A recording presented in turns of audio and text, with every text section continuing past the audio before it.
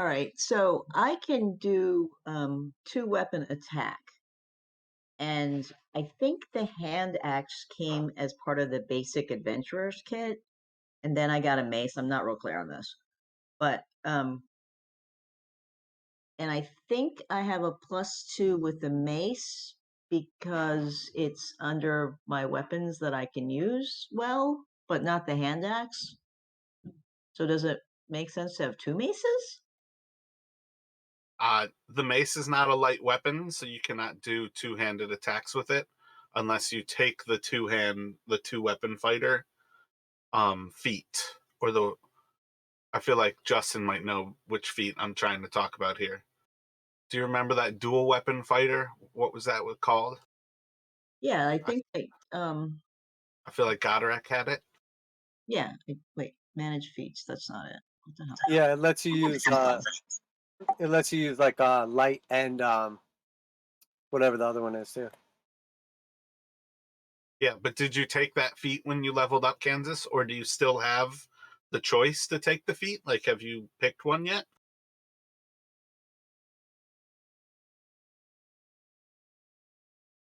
Okay, so on the one page I thought I did, but now I can't find where the thing is that I thought I had. Like if you're in your editing your character sheet and you go to the class tab, like if you click the anvil in the top right of your normal character sheet, and then you click on the class, you should see what options you have.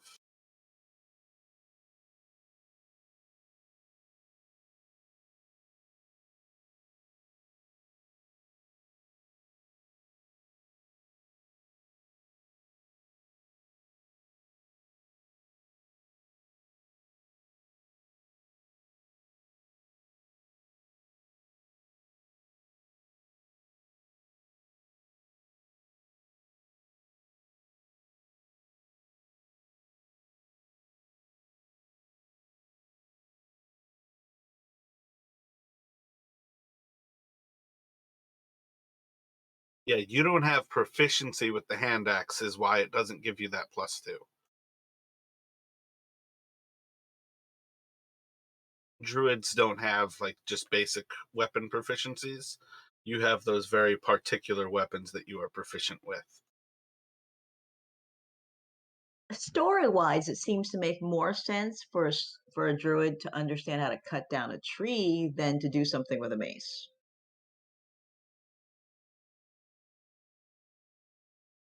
I mean, you can keep telling yourself that, but you still don't have proficiency with the hand axe. All right, I mean, I get that. It just okay. So the problem is the mace. Uh, I get a +2 to hit, but then I don't get the bonus action of using a second weapon. I guess it says bonus actions, two weapon fighting. I don't know if I took it as a feat because I don't see it in the under class thing. Everybody has two weapon fighting. Oh, If you okay. attack, if you have two light weapons in your hand, everybody in existence can make a bonus attack with their offhand.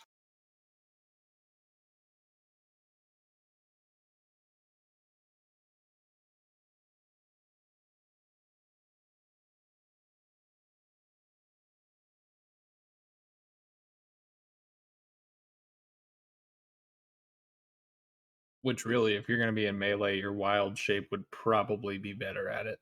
Yeah, definitely. Yeah, I see now. I thought I got simple and light confused because mace is simple but not light.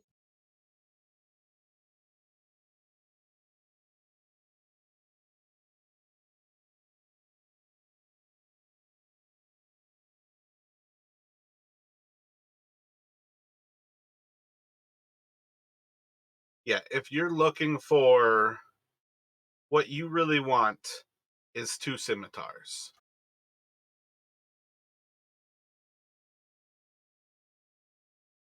If you're looking to make two weapon attacks, that's actually like a viable damage, you need to buy two scimitars, which you should have at least like the cut of one of those blood diamonds that you could buy one for. They're 25 gold a piece, and those diamond or those rubies are 50 gold rubies.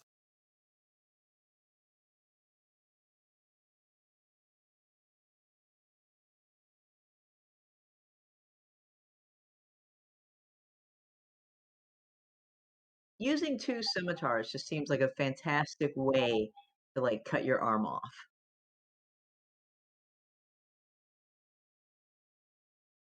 And 2 hand axes wouldn't be just as easy to cut your arm off? I don't know, I just picture scimitars as worse.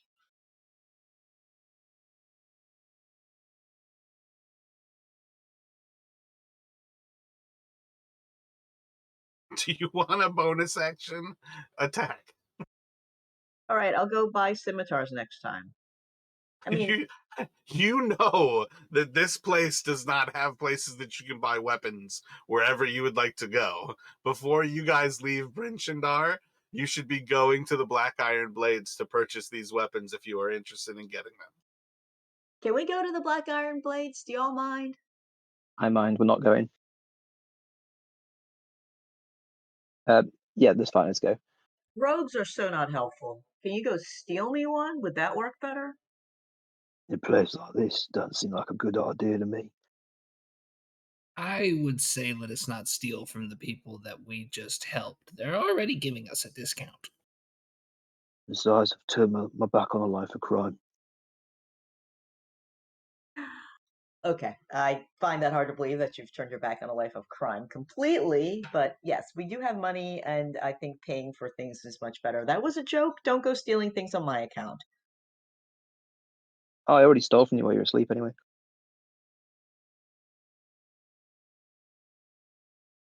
I like to think that every single night, Fate steals the bag of tricks and then gives it back to her. And every single day, Kansas is like, "Oh, you're so kind. I'm so excited to have a pet now." That's Get it out. probably true. Just burn through all the charges. Just play with animals and then give it back. It So used to be mine anyway. do you want to use scimitars, Jamie? Sure, I will use scimitars. So Do you want me to trade in some of the other stuff? I you are mean, most welcome to. You get a 10% off discount, so it's 40 gold for the scimitars. If you all would like to trade stuff in, we can certainly wheel and deal. So, what would you like to do? well, if I'm gonna switch over to scimitars, then I can dump the hand axe, and the mace. So would they have any better medium armor than the scale mail I'm already wearing?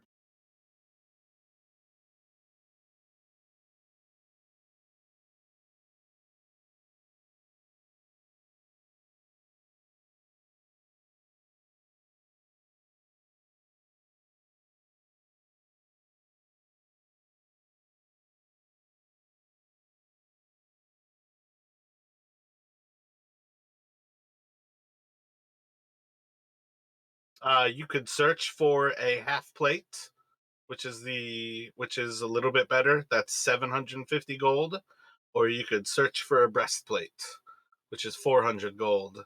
Same armor, just no disadvantage on stealth. I'm good on both those. Can I ask? Her name is Brecca, right? The store lady.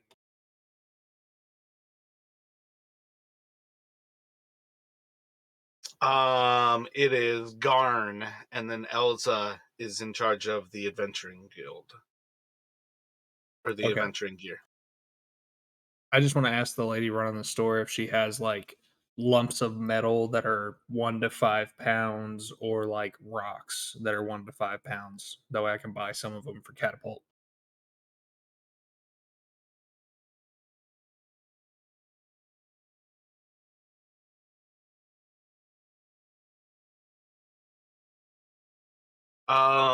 You could buy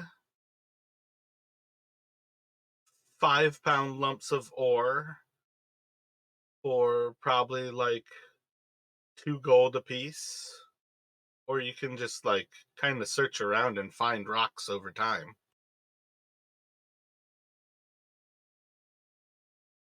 Oh, I thought last time you like took some of those little ore pieces out of the thing that we found. Those were just straight like iron ingots.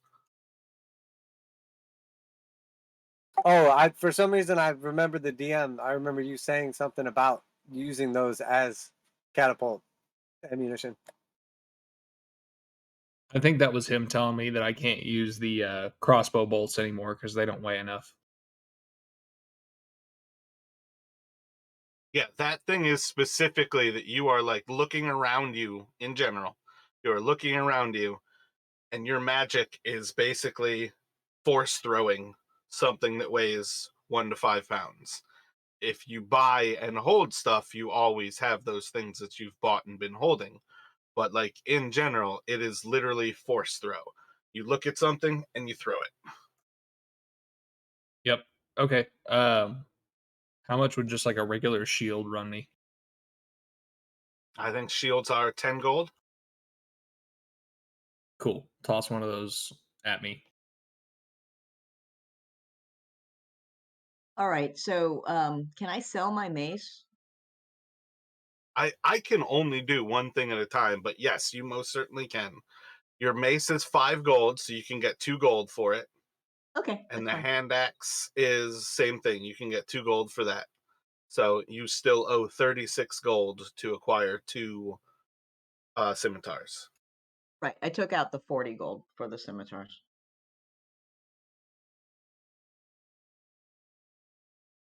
So yeah, then you can add 4 more gold to it.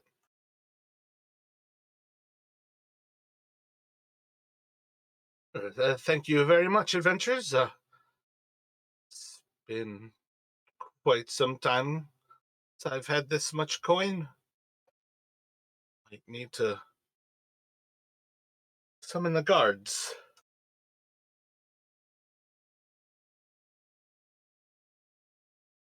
Perhaps we can give you one of our escorts. We have a few taking us around the city.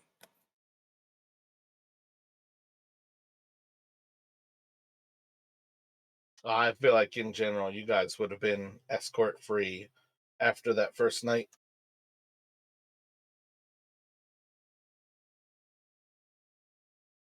Well, these people are quick to trust.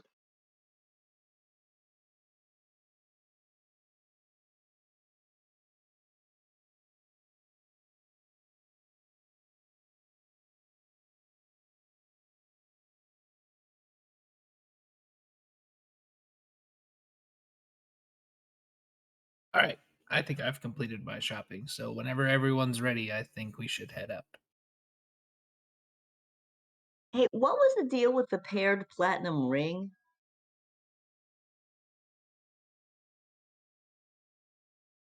I have a spell that I can use that you need a paired platinum ring for. But that was like back when you were a monk. So it's like much less useful now. May come up in the future though, you never know. Okay. I feel like that was Kansas saying she sold it. It's in my inventory. You're gonna like cast the spell and some blacksmith somewhere is gonna be like, all right, I feel invulnerable. This is nice. And he's just gonna smack his own fist.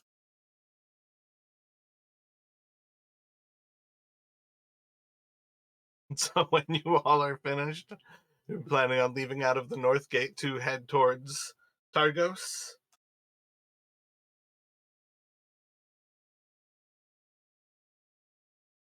Yeah, sounds like a plan to me. Is that what the plan is, guys? Yes, we're Targos.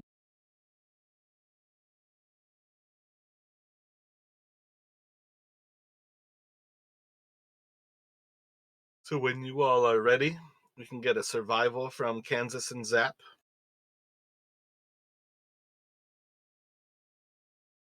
What is it? The last 3 towns are Termelin, Bremen, Targos, and Lonelywood? 4, sir. But yeah, 3, sir. I'm pretty sure that's 4. you guys have effectively gone to every town that is not on Mare Dualden. So you have Bremen. Targos is a very simple walk, and with those rolls, you all are able to follow the trail. 2 hours, very easy day. There's little kind of going on. Weather is pretty nice, and you're going to very quickly make your way to where you start to see Merdualden, and you see, for only the second time, a walled city that is basically a crescent of like a eastward wall that loops up to the water's edge, and then a westward wall that loops up to the water's edge, and they have a single entrance on the southern side of the city. And then yeah, like Tourmaline and Lonelywood are the last of the cities that you all would not have visited.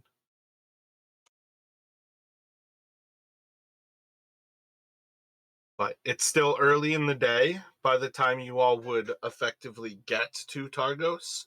Are you going into Targos, or would you like to head on your way to Tourmaline, which is probably about a 4-hour path? We might as well go into Targos since we're here. Sure, that is fine with me. My priorities have changed now that we have secured the diamonds in ahead of time. There's no harm in walking through and seeing if there's any help that we can be.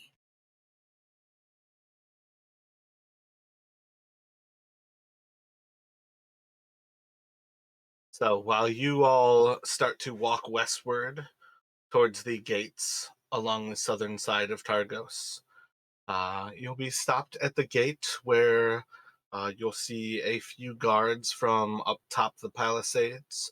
Will be kind of looking down to you all. Declare yourselves. Why have you come to Targos?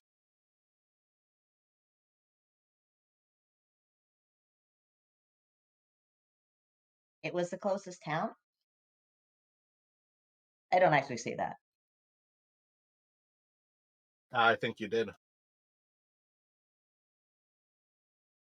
Getting you to participate, you think I'm really going to let you take it back when you actually do? Come on, Jamie. Be serious. Well, they can't hear me because I'm a gnome and you can't hear much I say. They've got an incredible sense of hearing. They 100% heard you. You participated, Jamie. That was like liquid gold right there. It's a really nice town. We've heard great things about it. That's why we came. It's awfully kind of you to say. What is your business here that you've come for?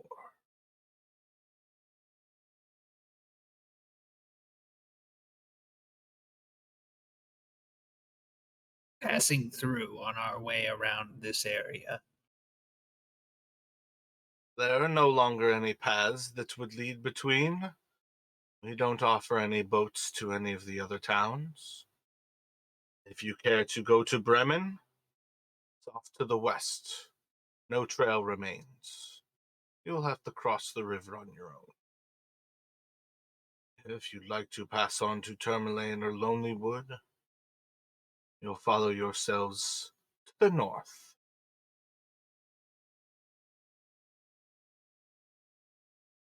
Can we see like the water from where we're at right now?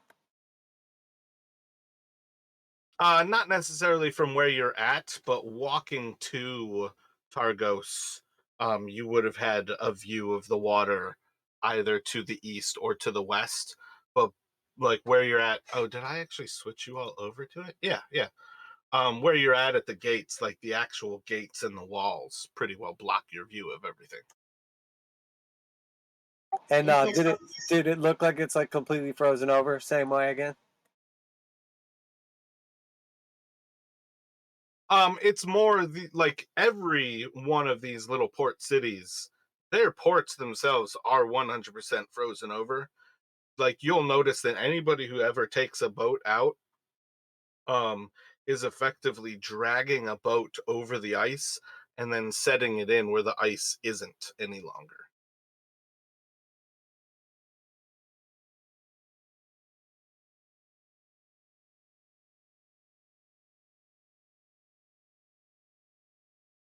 Okay, I got you. So it's not like the water's completely frozen over, but it's sort of like pushing it back towards more like the center. Exactly. The deeper areas of the lake are less likely to be frozen over, and where there's still movement of water. But again, like, part of why this all suffers is that it's been 3 years that there's never any melting. So this port has probably been frozen over for some time.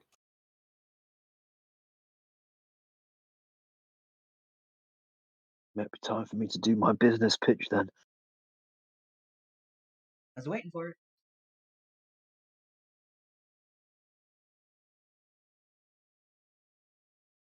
No, we do actually want to go into this town, though. We're not just passing through, right? We came here specifically to come and check it out.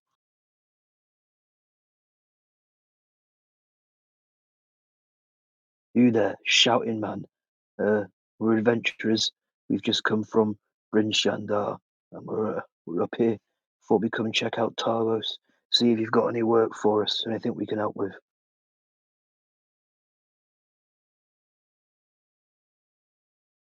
Has the Lady Devessa sent you here? What business do you bring?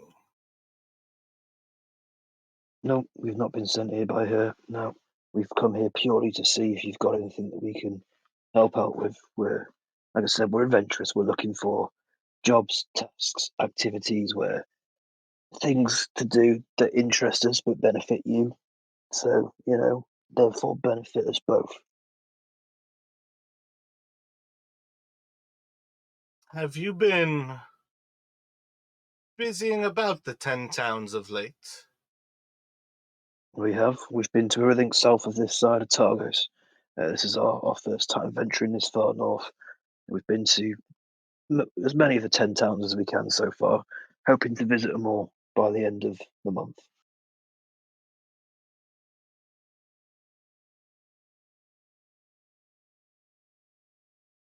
You may enter. I believe Scath would be interested to meet you this day. Scaff, is he the town speaker by any chance? Indeed. Well, thank you very much. You've been very helpful. Appreciate it. I don't suppose you know where we'd find this Scaff?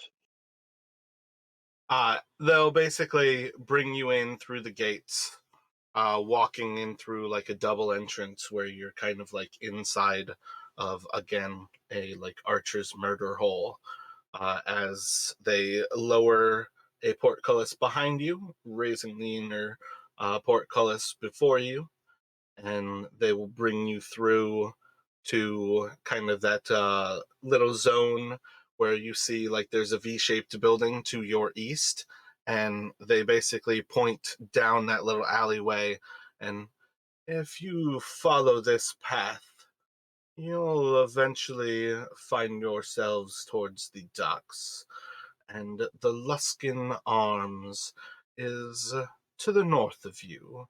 You'll see a large dock that leads directly up to the inn there, and Scath should be available within. Simply ask that you need to see him. Don't forget to mention that you've done a service for us in good need. Sure. I'll be sure to mention that. And here, do you want a piece of wolf meat jerky? I started chomping on a bit myself. What is it? Just like wolf meat. I've just said wolf meat jerky for flavour. I imagine I can't just give him raw wolf meat, so I'll just say jerky for the sake of this interaction. But it's like frozen raw jerky? Yeah, basically. But not fish, and they probably want to change. Yeah, let me actually roleplay that, Jamie, because that's exactly where I was going. That's what I was thinking. Did you say wolf? Yep, we ran into some trouble on the roads around here, and from time to time we have to defend ourselves. And on occasion we end up slaying animals which are of a tastier meat than the fish we tend to come across in most of these towns. So, by all means, friend, help yourself to a piece of wolf meat jerky if you like a bit. How big is the piece that you're holding out? I'd say about, it's not that big, about 2 inches long, about 2/3 of an inch wide.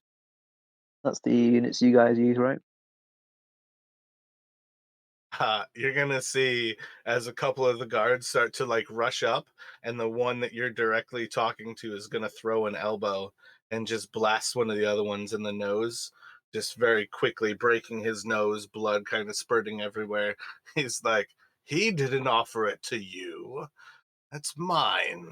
And it's just gonna go right into his mouth where he's like struggling to breathe so he can actually eat this, and is probably not savoring the unique flavor so much as he's trying to make sure nobody else can take it from him.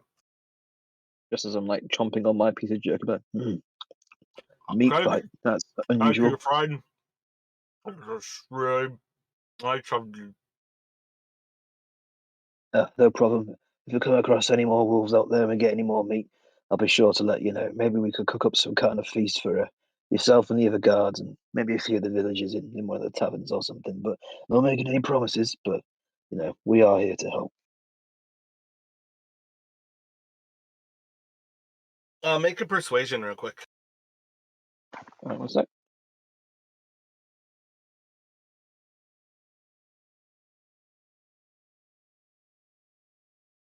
Ooh, 18. That's really good for me.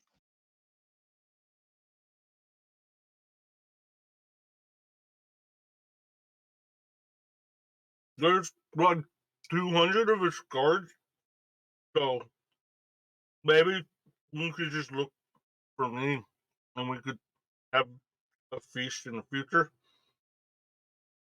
Logical. Oh, yeah, well, depends how many of you are on duty at the time. We'll cook it, I suppose. Oh, yeah. All those, all of the guards. I gotcha. Maybe just hang around the Luskin Arms in hope that we return with wolf meat.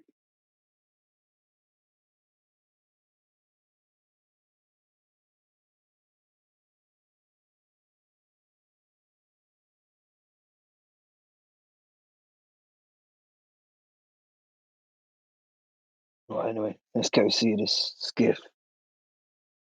Skiff. So you all can walk off through the alley on your way to the Luskin Arms. As you kind of walk away from that entrance area, you'll see most of the guards are returning to duty. A few of them are kind of just looking off at you with sneers, kind of wondering why they didn't get any wolf meat out of this little meeting. And then the one guy is still effectively like struggling to breathe, about to kill himself so he can chew on the wolf jerky. And as you all kind of follow through this little zigzagging alley of the houses that are along the wall, like the outer wall of Targos, you're going to come up to an area where you are effectively looking out over the two rows of buildings that are below you. You're actually at like a cliff face. And if you follow along to the wall, it basically leads down towards those actual docks. And you have a vague idea that this is what they were meaning for you to follow. You can also walk to the north to get away from that cliff as well. But when you look down over this area, you're going to, one, see the dock that they were actually explaining that looks like kind of a boot. But the Luskin Arms. Let me get history from. I feel like Zaps, you're from the spine of the world, but you said you got pulled away from it. Let's do history from everybody. Maybe Zaps is just a little bit higher.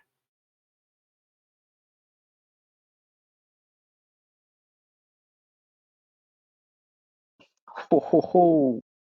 Yeah, so Faint, as you like all of you will get to this cliff face, you're very quickly going to know the exact building that is the Luskin Arms, because you're aware that Luskin is a fleet harbor. It is a massive city that is like the kind of water power of the north. And you see that this building is vaguely a building, but it is 100% a ship. And it's one of those things where this is kind of like stacked up levels of multiple like large galleons kind of built together, and they're landlocked. And it still has like the actual flag of Luskin flying on one of the masts. It's very clear which one of these buildings is in particular the Luskin Arms. But you gain like a first kind of sense that you've been to towns that have this background, towns that have this background. Clearly, this town was founded by people in Luskin. And you know exactly where you're going. So you all can walk back around to that lower level and eventually making your ways to the docks. You will basically be walking up to this like entry kind of at the, oh man, I don't know the actual name for the front of a boat, but there's basically doors set into the keel of the boat. So you're like walking up to this front that's almost facing towards the docks, and the doors are just going to open. And you have like kind of a walk towards a desk in this hallway, and you just see, is it, I feel like a little man sitting behind the desk. Welcome to the Luskin Arms. There's 4 of you. Does the dog need? He's just gonna kind of like put a hand up to his eyes for a moment. Does the dog need a room? Stables? No, he stays with Anything? me. He'll cause no problems, no mess. He doesn't eat or drink. Oh shit.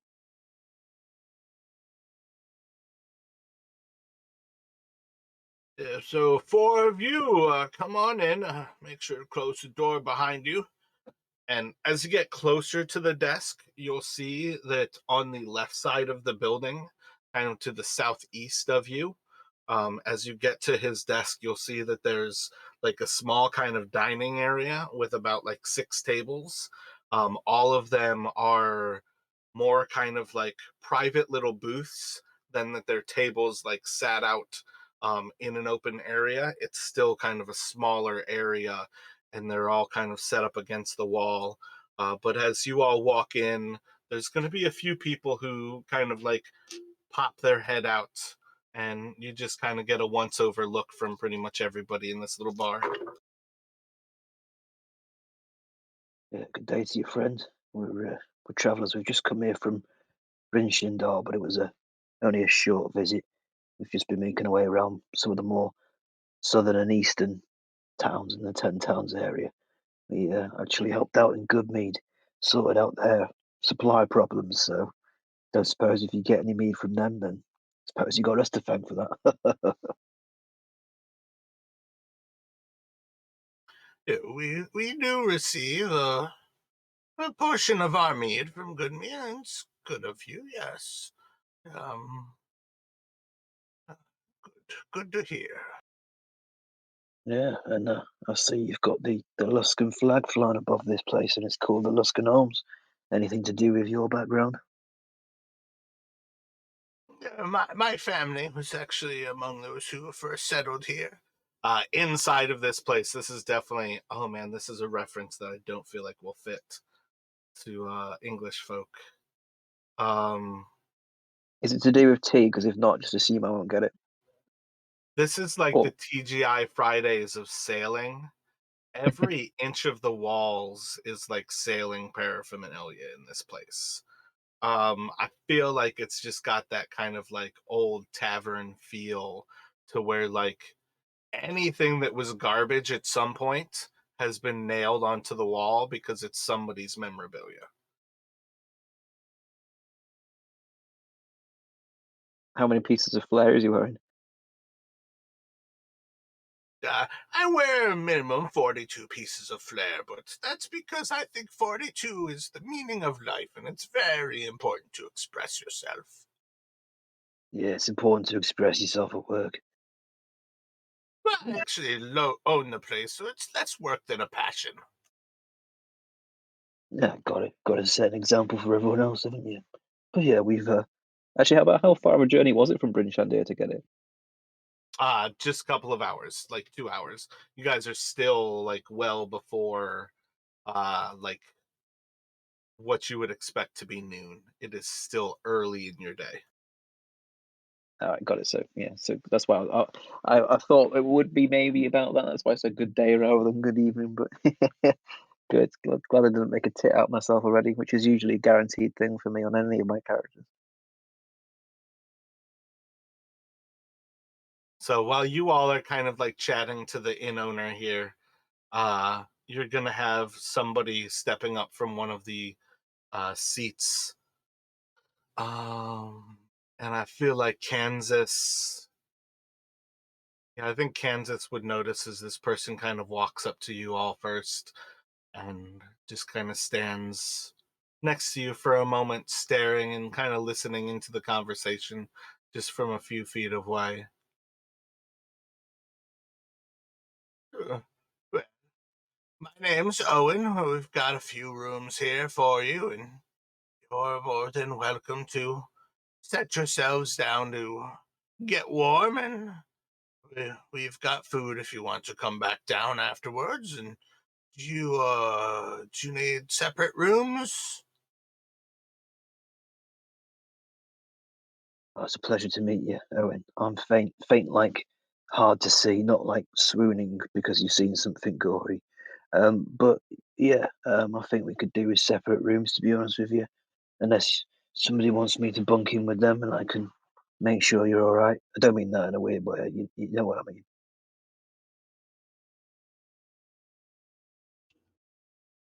It's still rather early in the day.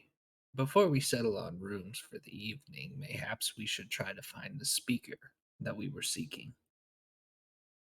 Yeah, but what if there's suddenly a rush of people on rooms and they haven't got any left?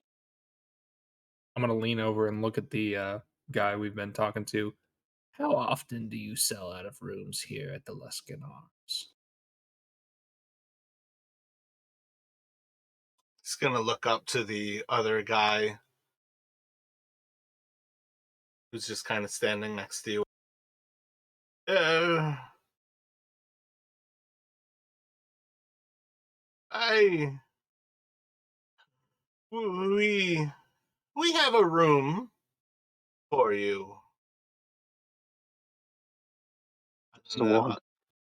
Hey, yes, we actually are all sold out today. Um, Shar here could take you to see the speaker. You'd be kind enough to do that, Char. Uh, Is the place actually crowded, and does he seem to be lying? Because I can't imagine that any place like this is actually sold out hotel-wise. Roll an insight, and you saw like 8 people like inside of the actual like sitting area who kind of looked out at you all. I can't tell anything. He seems stressed. It's kind of hard to tell what exactly is going on, but his demeanor definitely changed. Real fame, Relathil. Where the hell did you come from? You snuck up on me there, mate. Sorry. Fucking hell. You can follow me. I can take you to the town speaker. Oh yeah, that'll be pretty helpful, thank you. But are we gonna go right away, or do you guys want a drink or something to eat first? I think it's best that you come first. That's what she said. I'm gonna lean over and kick Faint in the shin. I'll take 1 point of bludgeoning damage.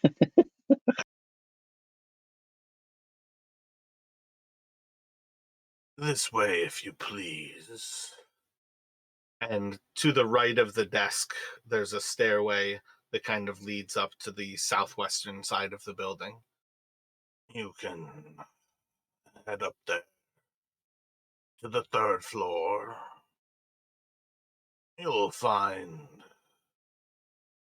More guards waiting for you. Well, that sounds deeply ominous, but thank you.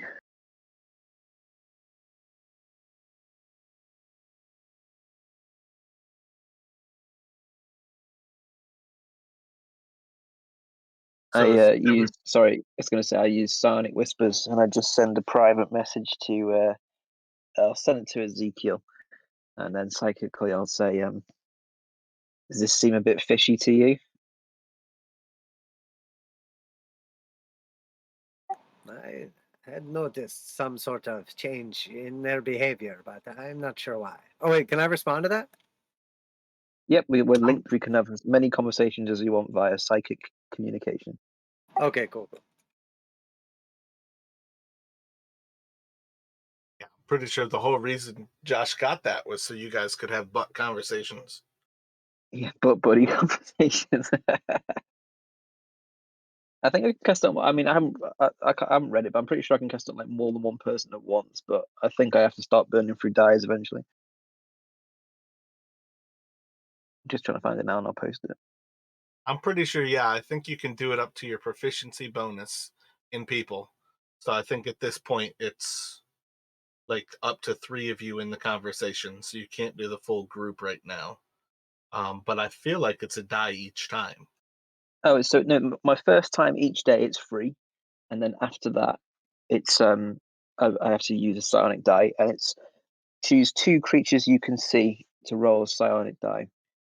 Sorry, not roll a psionic die. 2 people I can see while activating it. So I'll tell you what, I'll do Zaps and I'll do Ezekiel, and when I make that connection, I'll say, does this seem a bit fishy to you, to the 2 of you connected? Sorry, Kansas, but I can't include an additional person. You don't have to apologize to her because she doesn't know. You're just Very talking true. in people's heads. That's hilarious. Zaps' head's going to kind of lift up a little bit, and he's going to look around, and he's going to communicate back. What in the world is going on? Have I finally lost it? I believe your ring doorbell's gone off. Oh, of course. Faint. Yes, something seems a little odd. As soon as I mentioned the speaker, it seemed everyone stiffened up a bit. Yeah, and then he was like, "There'll be some guards waiting for you up the stairs," but he's not. I don't know. But then again, why would he tell us they were there? It was going to be an attack. I'm going to look at Faint and pat the head of my hammer. Well, if they decide to cause any issues, I'm sure we'll be more than capable of handling. Yeah, we just got to be careful about how much trouble we cause because it's a new town and we don't want to, burn the place down and not be able to help anyone or get anything helpful for us. Y'all I just agree. standing there. Let's just keep walking, I guess.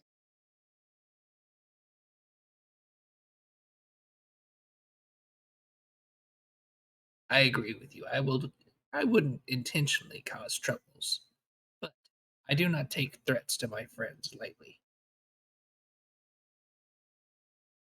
Well, let's No just one's keep our going eyes to. open.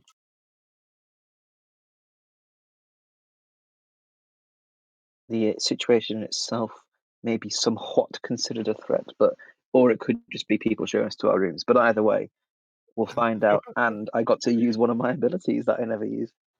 I don't think anybody in a medieval setting would understand the presence of guards being around somebody of value a threat. That's just normal day-to-day procedure. Yeah, that's true. I've been in situations like this before in real life, except not with a town speaker, where it's been a clear sign that I'm about to get beaten the shit up. And they're done that too. I mean, when you're going to a governor, if you're gonna like pull a knife on a governor, yeah, that's a sign you're gonna get beat up. But that's what these people are. These are like local mayors and governors. Of course, they're going to have guards around them.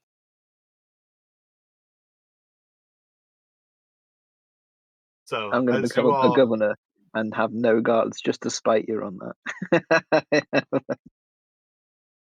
As you all continue to walk up the stairs, first flight, nothing. Second flight, nothing. And as you walk up the third flight, you'll see that there's two guards standing at the top of the stairs, each of them basically holding a kind of like sword, not necessarily at the ready, but at their sides. They are not sheathed. And as you approach, they'll kind of move across the actual stairwell and looking down the actual stair to you. Your business.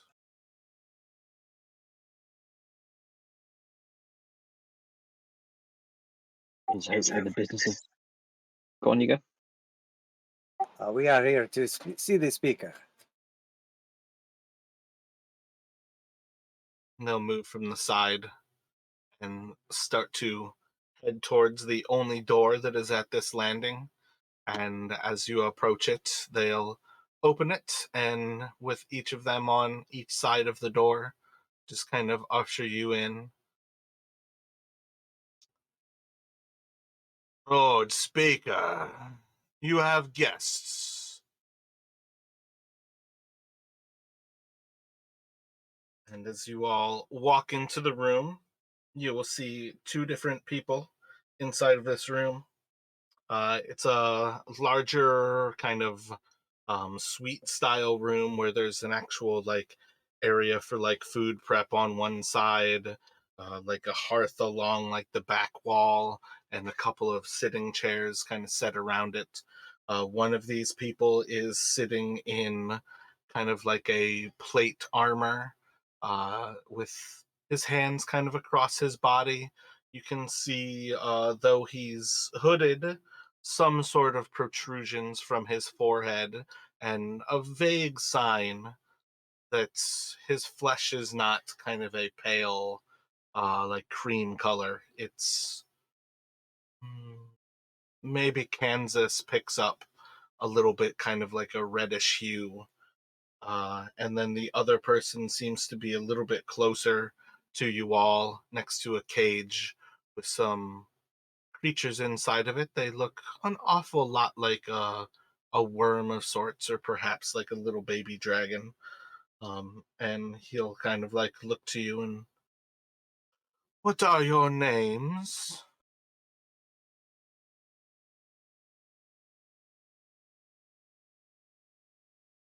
Hello, my My friend. Oh, go ahead. Go on. No, after you, my dear sir. I'll go last. Hello, my friend. I am Ezekiel. We have traveled far and stopped in to see you with hope that we could be mutually service to you. My name is Zaps. I follow the big guy. I'm Kansas. I'm with them. Yeah, my name's Fate. And who's this absolute badass looking guy here in the really cool armor with the hood up? Whoa, this guy looks cool.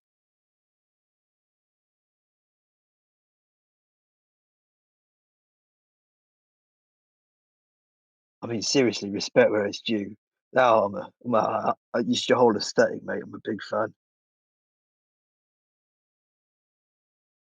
The one standing near the cages is going to kind of like step back a little bit, kind of squaring his shoulders up to you all.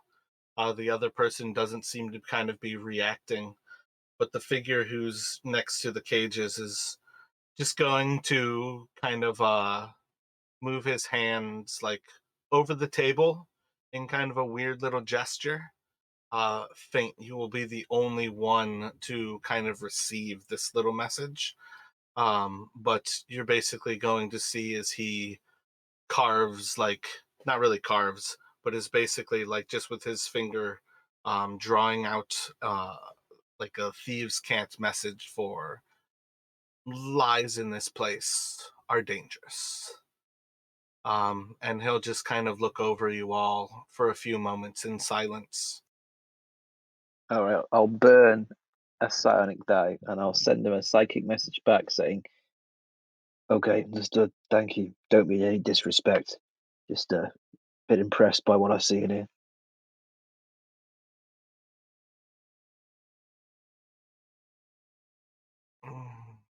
That's an interesting skill you've there. This is Scath. And the guy at the cages will kind of nod his head towards the one who's sitting down. What have you all come for? Are you seeking the speaker?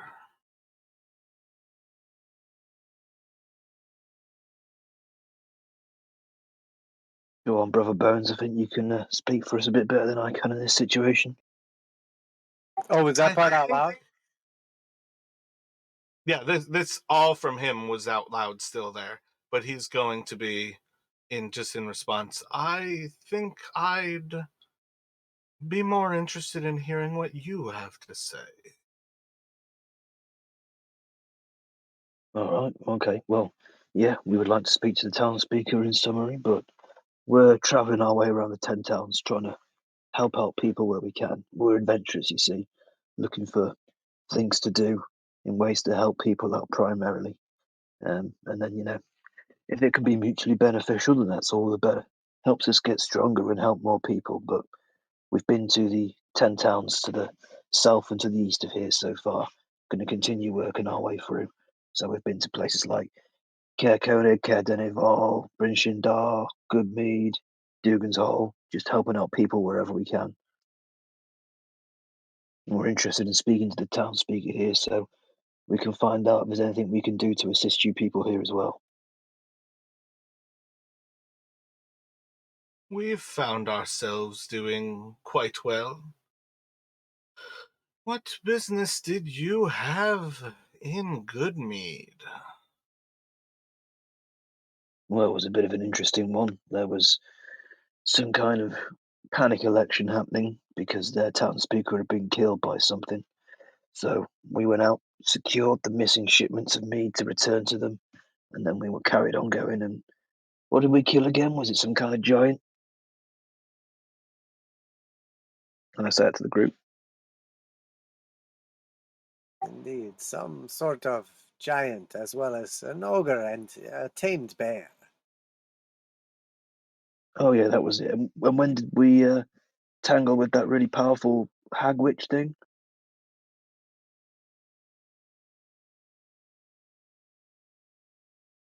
It was quite a while ago when we defeated her, the one that was cannibalizing the people of the towns.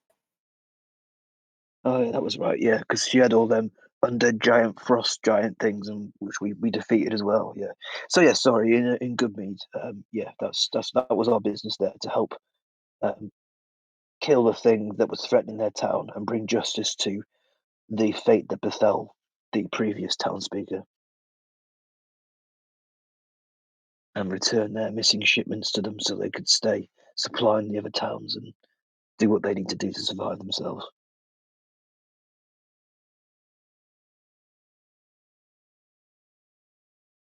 And you felt no need to manipulate their elections for your own end. None of you felt the call to power? Well, I'm sure they would have benefited for some strong leadership, which I'm pretty sure any one of us in this group could have done. But didn't. It felt too early to settle. It's not something I don't think. Well, I don't want to speak for everyone, but it's not something that at this point in time would have been appealing to us for a way of life. I'm still keen to keep traveling, keep seeing the 10 towns, and maybe there's a bigger picture emerging here. Seems to be a few things we've seen so far with things coming down from the spine of the world and various other things we've seen so far that seems to imply there's more going on in the 10 towns than meets the eye. But as we speak of that particular subject, no, they had two potential people that were going to go forward for it. One person who seemed to be keen for it themselves, and another who was almost put forwards just to compete with the other person who didn't seem to be the most popular with the people.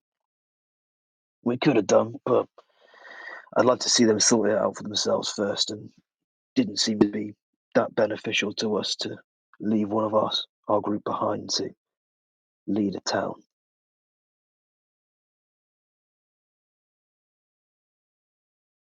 Sometimes a noble sacrifice must be made, but maybe you're waiting for something more. And he's just gonna kind of look over to Scath for a few moments. And you've come to Targos looking to aid us. You may find we are not in need of such things. If you are not in need, then that's no problem at all. It's a nice town here. I see you're well fortified with these walls that surround it. Your guard were very alert and ready to question us before we were permitted entry into the city through your gates and your portcullis, and it was good. So if you have no need for our assistance, then by all means we'll stay the night, enjoy your town's facilities, and make our way in the morning. But it's of interest to us to be able to help you if we can. If I may interject, just because you are not in need of protection does not mean that we cannot offer our services to you. Perhaps there is something else you desire.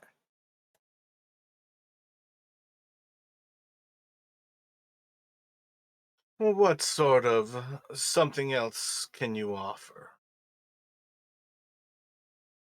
We have much to offer.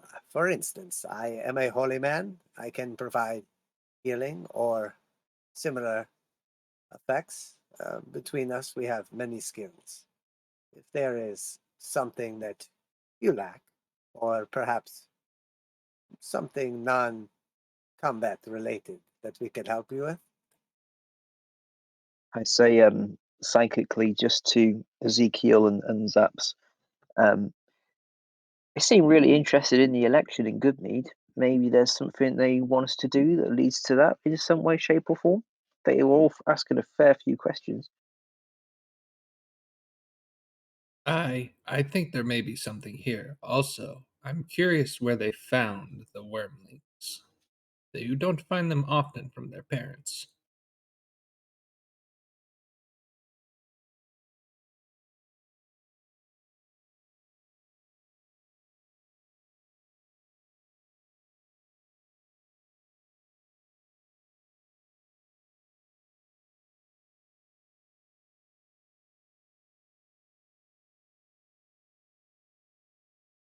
So, Mara, are they actually dragons or are they just like actual worms? And worm of a while, Um, want to know. make an animal handling.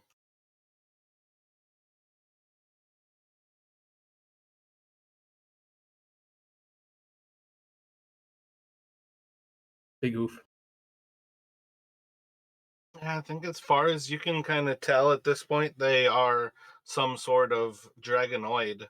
But what exactly it is with that size, it's not necessarily clear or easy to figure out.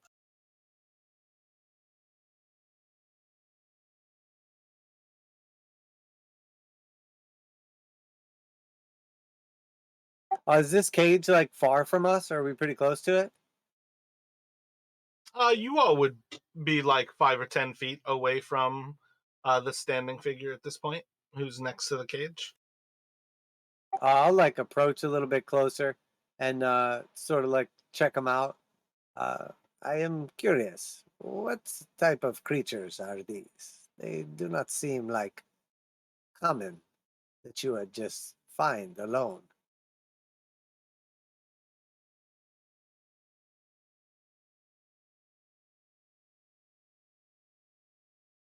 These are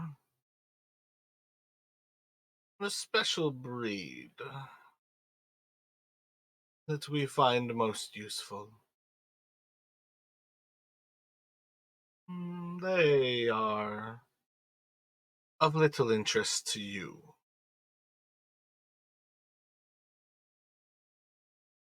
Of course, I have no need for such creatures, but you must understand that we have seen many things that we have only heard stories about in these lands. So my curiosity Scratches.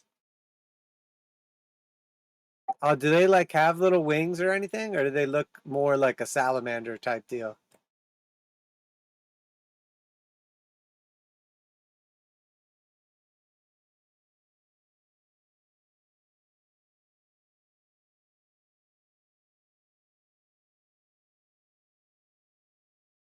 Right now, there's two inside of the cage that just look a lot like you would say, like a salamander, effectively like a lizard without anything. And then one of them appears to have wings kind of unfurled a little bit. And you can kind of see that their wings almost like stash into their body between their like forelegs and their actual like rib cage. So they have almost like a little bit more of kind of like a flying squirrel look, but again, are clearly lizards and clearly dragonoids. And did you say what color they are?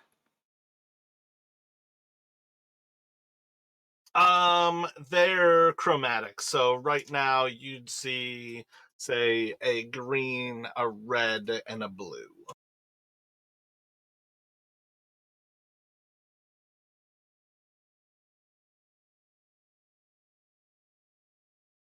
And are we actually talking to the speaker right now, or is this still the guards like waiting to let us in? I don't think you know.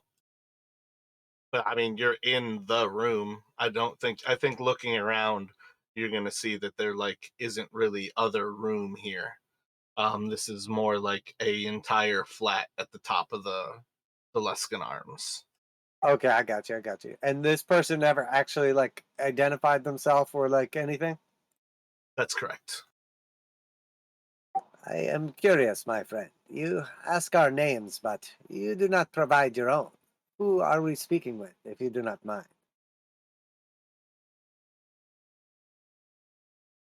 My name is Nerth. It's a pleasure, Nara. I am curious as well. You seem to take a particular interest into the coming election.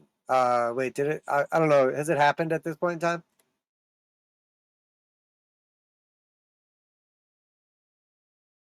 Probably like right around that time. I feel like it's been a few days, so it probably has, huh? I think you'll find the election is tomorrow. Ah, I understand. It is difficult to keep track of time in this place. The days have run together. I'm really not sure how long we have been here, but the truth is, it matters not, for the time is less important than the task.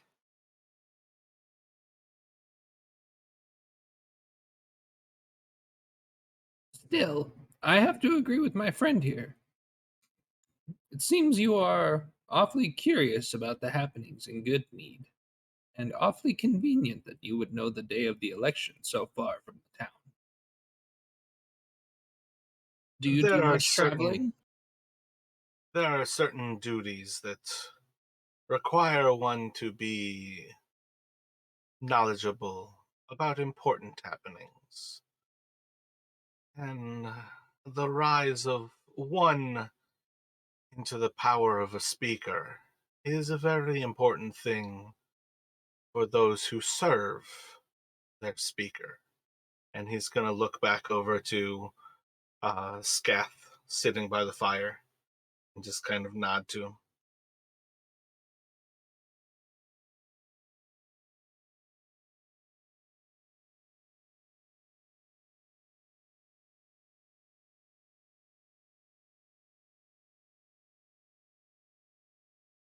Yes, it never hurts to stay well informed in these times. So, enough piddling around. Are we able to speak to the speaker, or should we be on our way?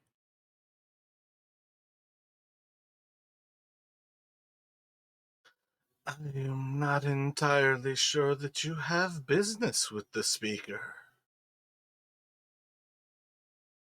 I'm going to use the psychic link between me, Faint, and Ezekiel. Is friend. there really a reason to think that once you connected the man at the cage, that it's not all four of you in this conversation now? No, so I was just about to correct him on that. So it's always one way, a one person link. So I can have it connected to multiple people, but Zaps can't communicate with Ezekiel, and he can't communicate with, I've already forgotten what the name was. They can all only communicate with me, and I can only communicate with them one at a time. So I can't group message, and they can't. So there's no way that Zaps would be able to speak to Ezekiel through it. So that's like its main downfall. Gotcha. All right, cool. Thanks for the clarification. Never mind then. Yeah, that's all I got. I don't know. But wait, to You still say to clarify, me? yeah, you can hold basically, like right now, like you would have all three of them still in part of it. Nerth, Zaps, and Ezekiel. Yeah, that's right. So if I wanted to psychically communicate with any of them, it would have to be one person that I would choose at a time. I couldn't do it to more than one at any point. Gotcha. But you So can say, have for it example, open to them yes, all at the same time. Yeah. yep. So it's That's, not like concentration, so I don't have to drop one connection to make a new one. yeah, you would just be like internally saying it 3 times, going down the list of the Yep. Zaps to, okay, excellent. So if you still wanted to say something, because to like the group of us that are connected, not including what's his face or what's her face, then you could still say it, and I could relay it to Ezekiel for you, and that sort of type of thing. Saint, I think we're hitting a bit of a wall here. It seems these people really do not want us here for whatever reason. I have a sneaking suspicion something else is going on. Yeah, I think you're right. There's definitely something more to this, but at this point, I don't think we've said the right things to open that door, if you know what I mean. They're definitely interested in the election, but maybe the dwarven fellow was their man or something, maybe, or that's who they've got an interest in anyway.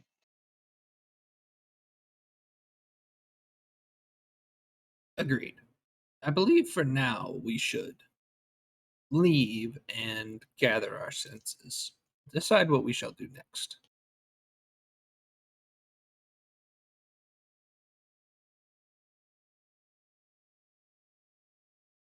Yeah, it could be a case. Maybe we can approach this tomorrow or later in the day after we've had time to speak as a group, but I've got a feeling that these people will be able to keep track on us anywhere we go.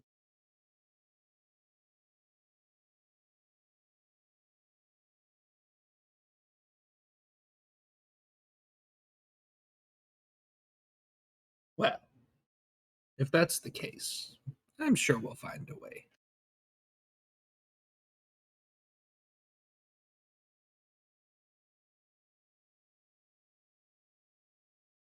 And then I say to both Zaps and Ezekiel, I know one at a time, I guess, is just, so are we done here, or is there anything else we think we can get out of them for now?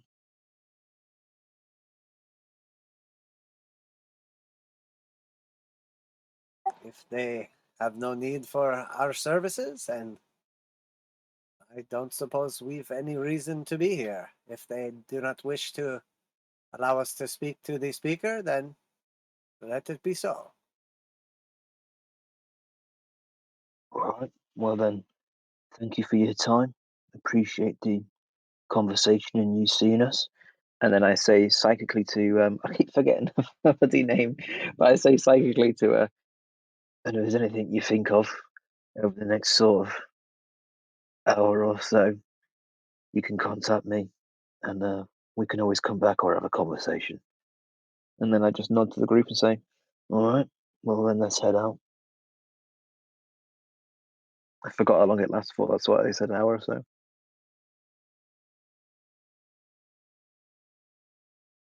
No, I got to roll a die for a number of hours equal to the number rolled.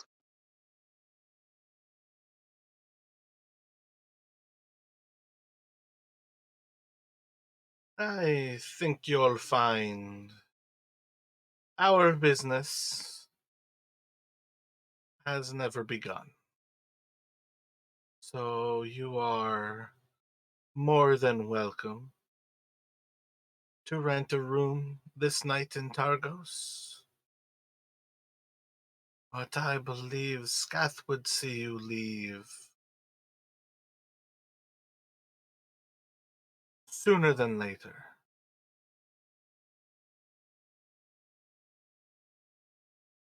All right, understood. Thank you for your time.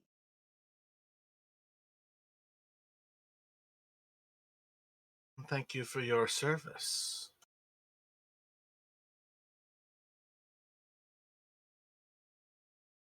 Of course. Then we will be on our way. If you need us in the meantime, it will be easy enough to find us, but we will probably not stay long where we are not wanted.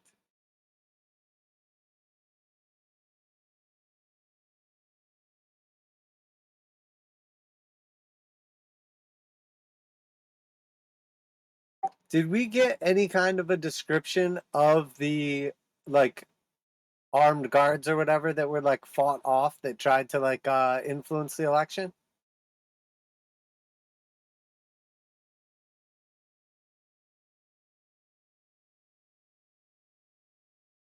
I don't think in general, other than that they claim to be from East Haven.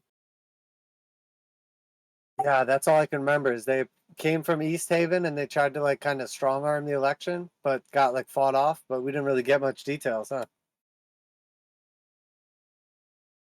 I don't think you all inquired further into it. I'm pretty sure your Nah, general attitude was kind of, well, fuck it. It's not our problem. And you all left. Sounds right. How I There's handle def- politics in general.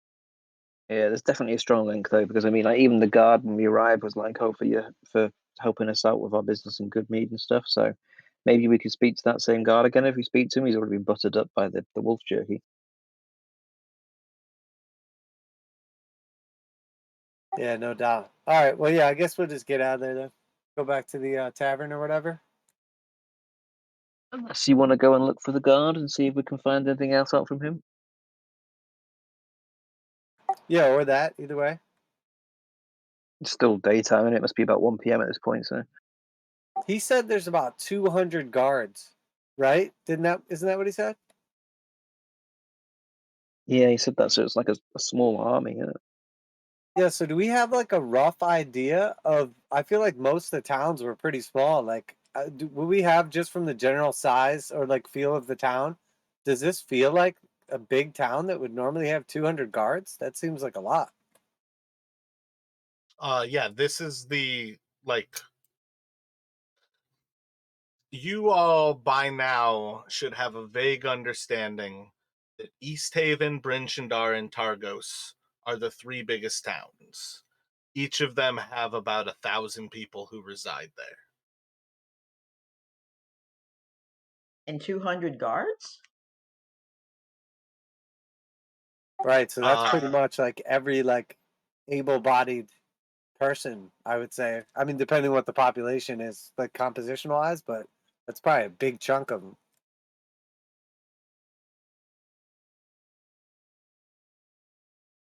Yeah, it's like about 60 houses. So yeah, must be pretty much every house has got a good percentage of their residents as guards. Something's Well, afoot. there's a lot of wall to cover there. I mean, realistically, 200 guards for a town this size, it's actually kind of small. I have a feeling you'll count, if you counted, a lot more housing than 60, because Dugan's Hole had like 47 houses. And that place Did it? is a tiny shithole. Yeah, that's part of the absurdity. There's literally a house for every two people. I could have sworn Dugan's Hole only had like 7 buildings in it. Hang on, let me check my map.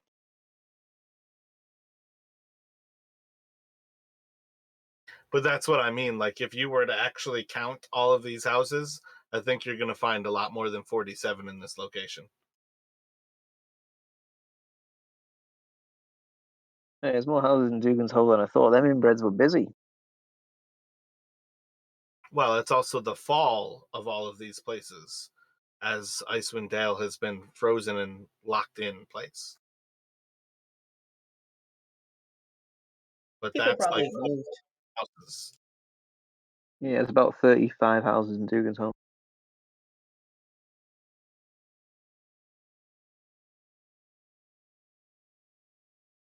So you all are escorted out of the speaker's chamber, and the guards basically escort you to the steps. And what do you all have in mind? I think you have the right idea that something is interesting about this place, and it is definitely not on the surface. Well, I mean, you buttered up that guard, so you want to go try to talk to him? I do, but I really need a wee, so back in like a second. All right, Bye. yeah, let's take a quick little break here, and we'll resume at the hour. All right, nice one. Cheers, thank you.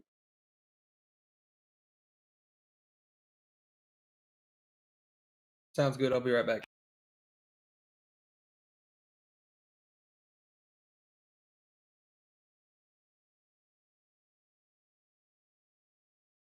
So you all are leaving the Luskan Arms, preparing to go back towards the gates, I believe, to speak with the guard who you saw earlier, Lodwickle.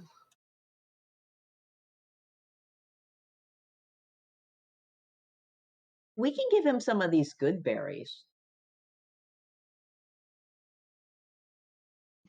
I mean, we could do, but we still got a load of wolf left, right? We could, but last time we gave him a bit of wolf jerky, he had to brawl for it, so maybe it's not the best idea. Either way, he's definitely going to be buttered up right now.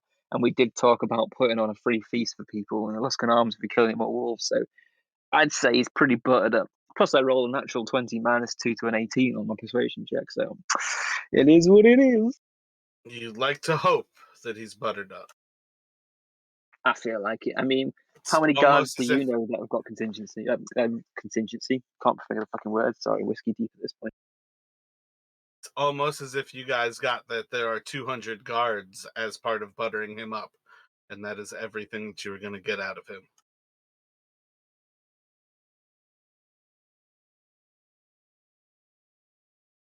Well, does anyone want me to find out then?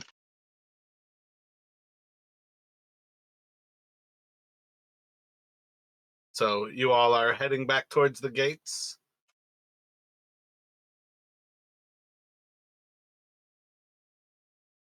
Yeah, if that's what everybody else is doing, then I'm following along. Perhaps we should split up. Maybe if we all show up there, it would look suspicious, but if Faint were to go with, say, one other, would be a little more discreet. The rest of us could do some sort of recon at the Luskan Arms while this takes place. Prepare or order a meal, but that way we don't draw unnecessary attention to ourselves. Yeah, maybe. The only thing I'm thinking is the Luskan Arms is the home of those people, so if we're going to be having any kind of conversations, we don't want to be having it in their domain. Of course, we will just casually conversate. But again, not draw any additional attention to ourselves. We'll find that in most cases, when there is an agenda, it's easy to find some form of dissent amongst the ranks. I'll tell you if it sounds like a good idea. You sound more experienced in this than me, but yeah, let's go with that. So if somebody wants to do their side of things first, because I need to panic clean up the spill on the floor. So we'll flash to me and my partner in a minute.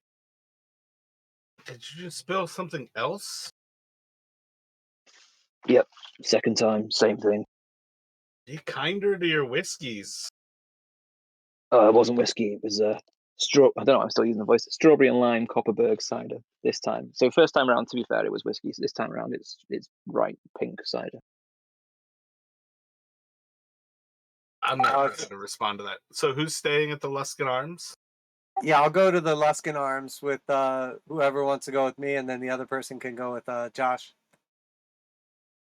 I I'll go think to the you. gate. I have no idea why, but I'll go to the gate. I was gonna say you might follow Ezekiel back to the Luskin Arms and try to wild shape into something before you guys get there. Maybe like hide in his sleeve or something, and then you can sneak around the place, try to get some intel. That's an interesting option. Spider, bug, rat, something like that. Know what I mean? Yeah, I don't do.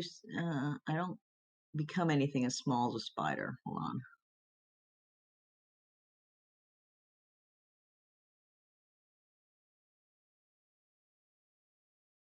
Oh, I think I can only become big things. Well, no, wait. I can become anything that I've seen, right? Yeah, I don't think there's any reason to say that you've not seen anything tiny like that. But yeah, beasts. So you can definitely become a spider if you would like. We just have listed things that are actually like relatively useful for you. Okay, so I could be a spider and actually retain enough thinking ability to acquire useful information. You can certainly try. Druids retain their mental stats when they become their wild shape, so Mind-boggling. All right. Hmm. I guess a spider makes sense because it's smaller than a mouse or anything. Just remember your time limit and make sure you keep a watch on that. You don't want to transform in the middle of something. 2 hours. All right. Interesting idea. Okay, so I will go back with Ezekiel. I will like ride on his sleeve or whatever, and then he can stick me somewhere useful. I'm gonna follow Faint through the gate. where's somewhere useful that you would like to go?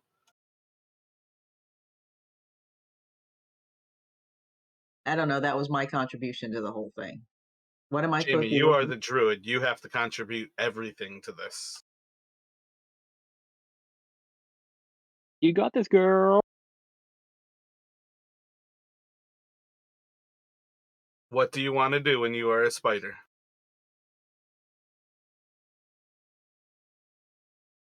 I guess I'll go back up to the top floor and see what kind of conversation those people are having because we never got to talk to that speaker person.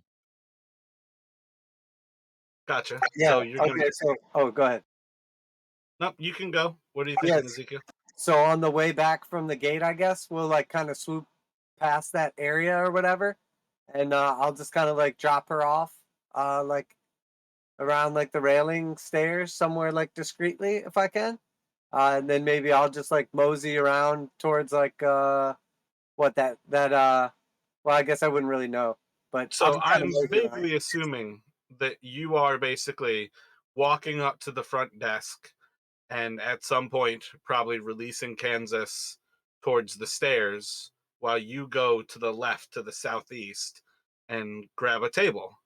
And you said you were going to order food for everybody, so we're probably just having you order a meal for 4 Oh and wait, no, waiting no, on no, no. everybody. I think she's wanting to go by the town hall. Are you not wanting to go by the town hall, Jamie?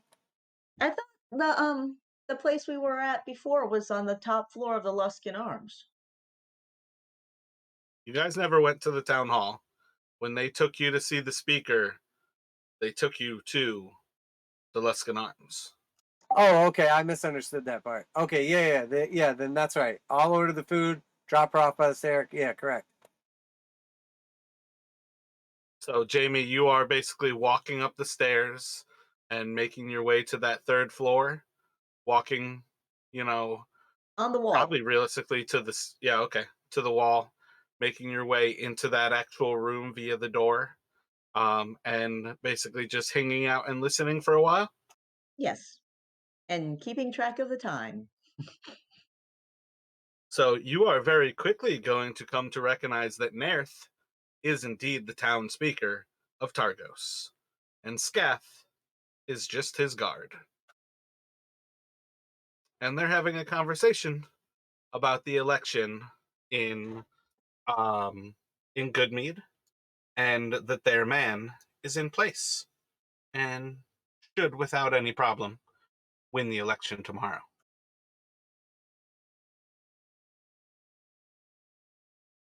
Okay. You'll probably hear them a little bit disappointed that that Faint was not receptive to any push towards the actual power himself, and seemed to be much more of a loner. You'll probably pick up that they have a feeling that he was having a conversation with you all during that entire time, and that it was probably best to see you all leaving this place sooner than later, before you have to actually come to blows together.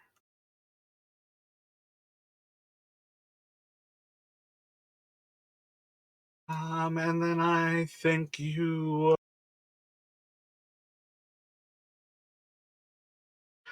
I think that's probably pretty sufficient for what you would pick up over the next hour or so, hanging out inside of the room. And I think at some point you'd probably feel a little bit more stressed to get out of there, so you don't get discovered, more than that you're actually running out of time. All right. So then I will creep along the wall, back down the stairs. I actually have spider climb, I think, and like go If you're a outdoors. spider, you 100% have spider climb. Well, yeah, I kind of figured that, but go like outdoors into someplace that looks, um, kind of shaded over or something. Well, everything's shaded over. Whatever. Like outside and then Yeah, become yourself. yeah. So I 100%. can become myself and come back in and be like, "Oh, look, thanks for getting dinner for us." Yep. Let me have you make a history check.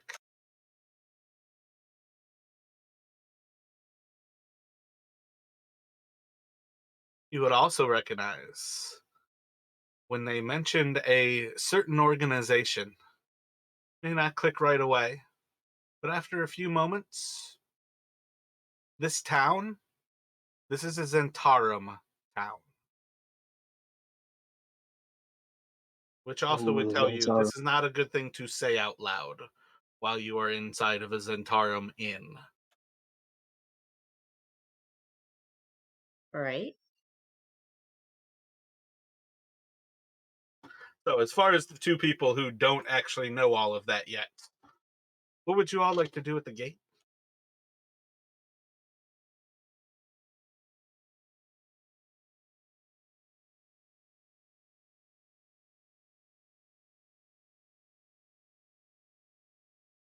I think we were looking for the guard we spoke to earlier. Yeah, I mean, in general, tell me what you're actually doing, though. He's still on duty. You guys can still find him. Yep, sure. So sorry, I'm just back now. Sorted it out. Hopefully, not going to be a third spill. But yeah, it's just if we can find him easily enough, then yeah, I was going to say it. Or if we have to hunt for him, I just go straight back to the gate because that's where I'm assuming his shift is still. What are you all doing? Just walk up to him, one arm in the air. Hey, you all right, mate? How you doing?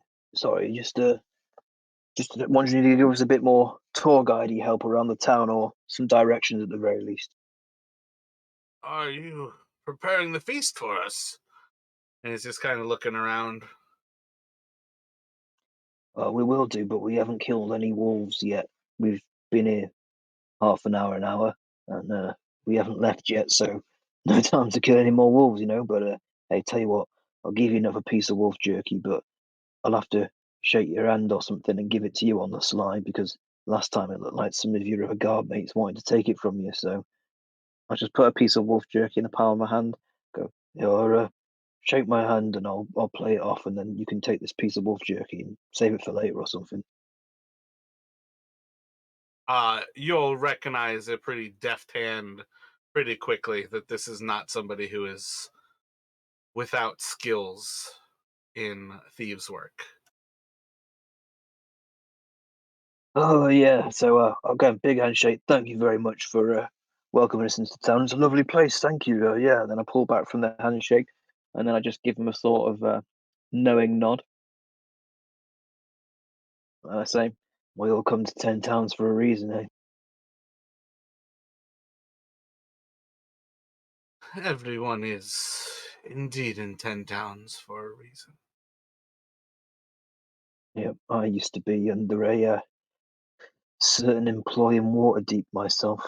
Um, you know how things go, and now I'm here,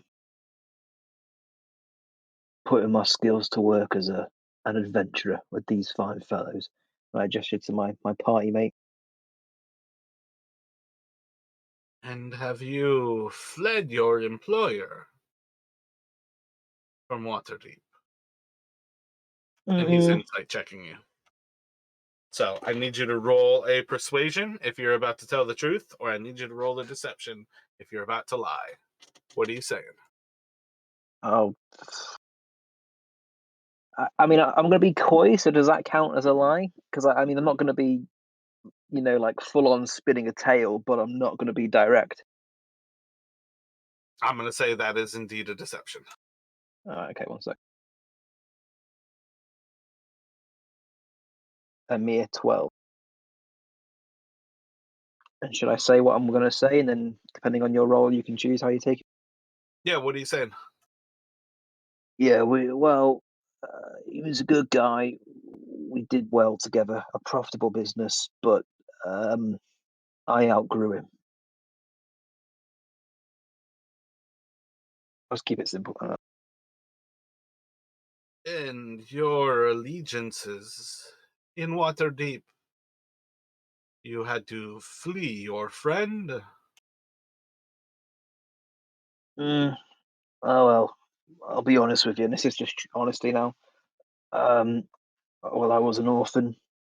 My employer took me in, but he was skimming too much, if you know what I mean. Actually, no, that's technically a deception as well, because that's not the case. I stole the book, didn't I? And then I fled. But he was skimming too much, so that's not. You can take that how you want, because whereas he was taking a hefty cut, the reason why I left was because I stole that book. But yeah, so yeah, he was taking more than his fair share. So I wouldn't say my allegiance to him is completely gone, but I just thought it would be in my best interest to leave.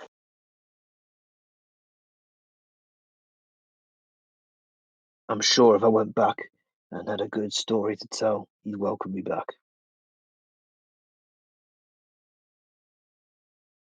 It's a pity that none of us will ever see those lands again.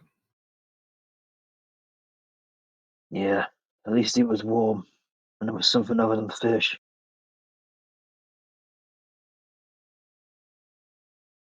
Seems like this place, though, isn't too deep from Waterdeep. Seems like there's some undertows around here, some backdoor dealings and things, but that's what makes it exciting, right?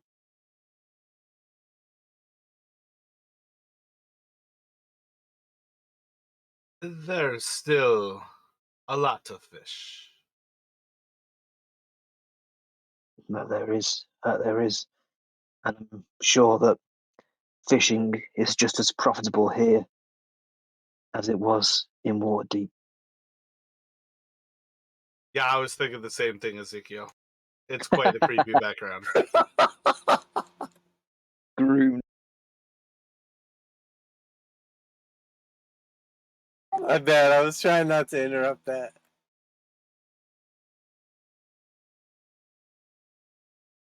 No, I mean I don't mean to be mean on how this is technically going, but you'll see that this man got much colder to you. Your story does not connect the dots as to why you fled Waterdeep to come here. And that's part of why I say he got much more cryptic there.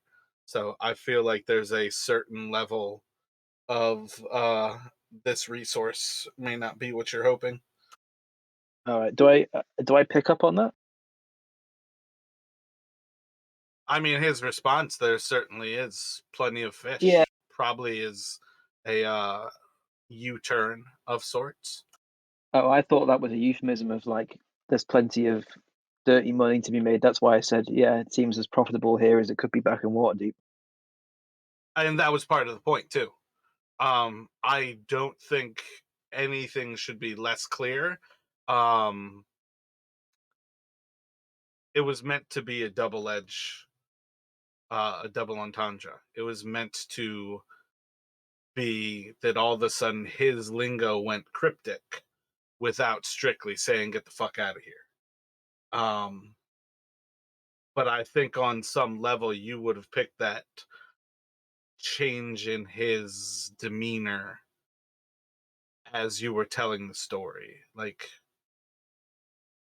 the Zhentarum is very active in Waterdeep. He was trying to figure out if you left because you had wronged the Zhentarum, and your story sounds like a whole bunch of shit. Okay, got it. So if in that case, because I remember the Zhentarum, because that's what oh fuck, what was he called? The goat guy. He was Zhentarum, wasn't he? So I remember I read up quite a lot on the Zhentarum for that character's background. So I remember that. But I'm going to try something a bit more extreme then to try and fix this potential lead. Although he's a tenuous one, but because at this point I don't know that Candace has found out what she's found out. So I'm gonna have a glance around. Are we overlooked much at all at this point? I'm going to assume there's going to be at least somebody who can see us. Yeah, I mean, you guys are still at the front gate, so on some level, what are you looking for? Just if there's people watching what I'm doing, because my plan is to tell him I want to be honest with you, and then say, look, this is the reason why I left, and show him the book, and then be like, try and relate to him as thief to thief.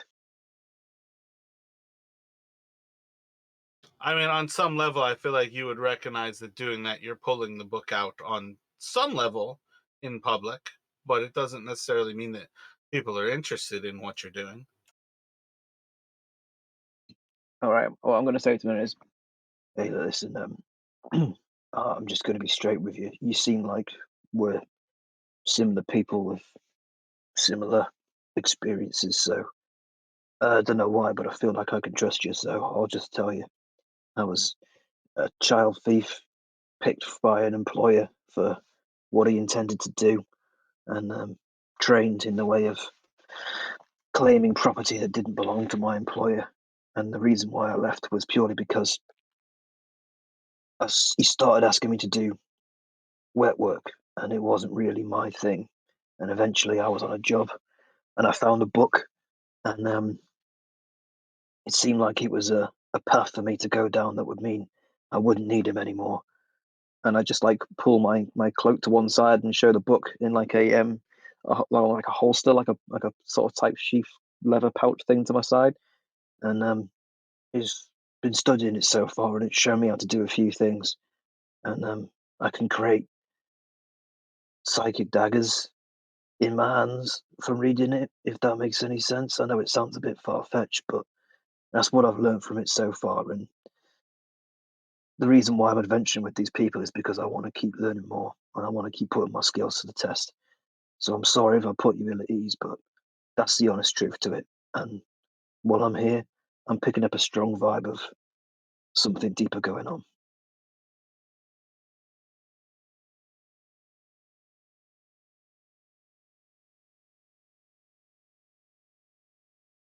And how did your meeting go with Scath? Well, maybe I should say this in a different way. and I'll burn another psychic die to do a psychic connection, making up for all the sessions where I've never used it tonight.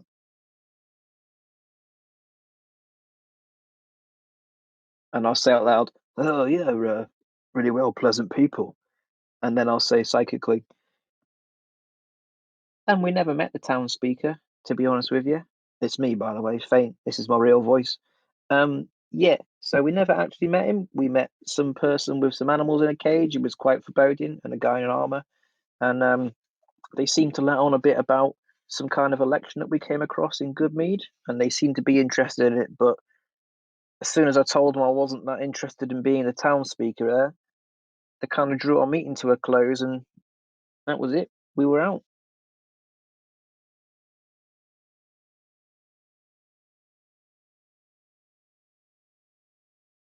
But yeah, bloody cold, bro, dear. Bloody cold everywhere. I say out loud.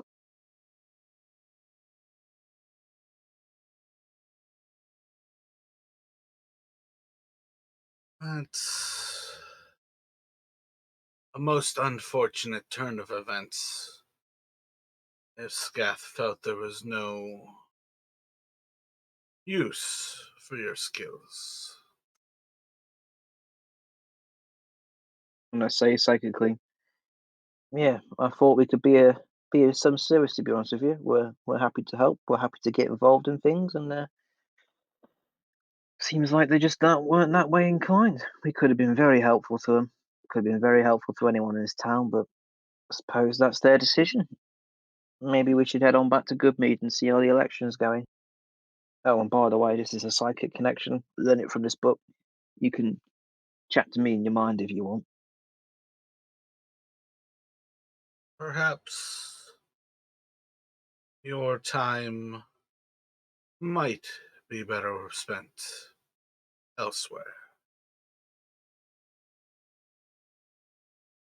I was going to say out loud. Yeah, I bet there's only fish here as well. And then I say psychically, yeah, I think so too. It's a shame. Was happy to help people here, but understand if our set of skills aren't required here, then, we can head on the road and be on our way tomorrow. But see if we can find any wolves on the way, eh, mate? We are a fishing village after all. And I say psychically, are you now?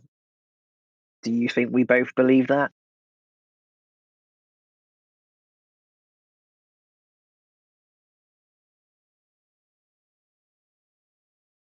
Just fucking snow everywhere, isn't there?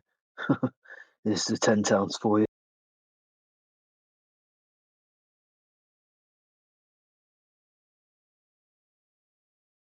So while you all are having that conversation there, is Zaps essentially just kind of hanging out while they're having like an internal, external conversation? Yeah, I'm just kind of hanging out, keeping an eye out, making sure no one's watching us or following us, anything like that. And at present, what's everybody up to? As far as things go, those conversations are all kind of winding down. Jamie will be entering back into the Luskin Arms and kind of attending to the lunch that's on the table. What are you all thinking right now? I'm gonna tap faint now that I'm noticing the conversation's kind of starting to an end. I'm gonna reach my tail over and kind of slap the back of his leg. Maybe we should be getting back to the rest of our friends and figure out what we should be doing next. Yeah, I think you're probably right. It's been great to speak to this lovely guard again. It's been great for him to escort us into town and show us where to go. Appreciate his time a lot. And a new friend that we've made that we won't be seeing after we leave town tomorrow, I guess, but understandable. And then I say psychically to him, he's not really giving me anything, to be honest with you. I've opened a psychic link with him, and he's still not telling me much. But might be a dead link, mate. I don't think it was the wisest decision to show all of your abilities, friend. We do not know if we can truly trust this man. Very true, but I figured at this point we didn't have much to lose. I'd already shown that guy in there that I can do psychic stuff, so they already knew. I didn't think it would expose too much at this point since they were already exposed to it. I thought maybe a guy that we buttered up that might be more willing to be easily persuaded might have given us some more stuff, but I feel like this is something that we're not going to gain much ground on. And hey, at least you learned something too, right? True enough. I think maybe it would be best if we tried to reach Bryn Shindar instead of staying here this night. Something in this town feels off. Completely agree with you. And I think that we failed their test to see if we should be welcomed in as part of their thing or not. So maybe it is best that we get out of here before it gets hostile. Spend the night, keep our eyes open. We'll do shifts overnight in the inn because that's where they are, and then maybe we head on. Agreed. Let's make our way back. Send a psychic message to Ezekiel because I'm still linked and say, "All right, mate, it's fine. We're on our way back. Nothing new here, so I'll meet you back at the inn."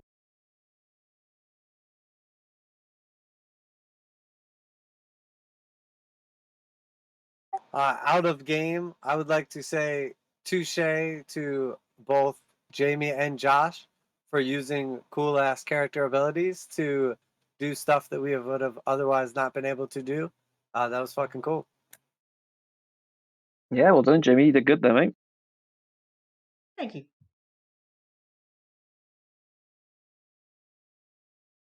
So as you all regather, have some lunch together, what are you all going over while you're inside of the Luskan Arms?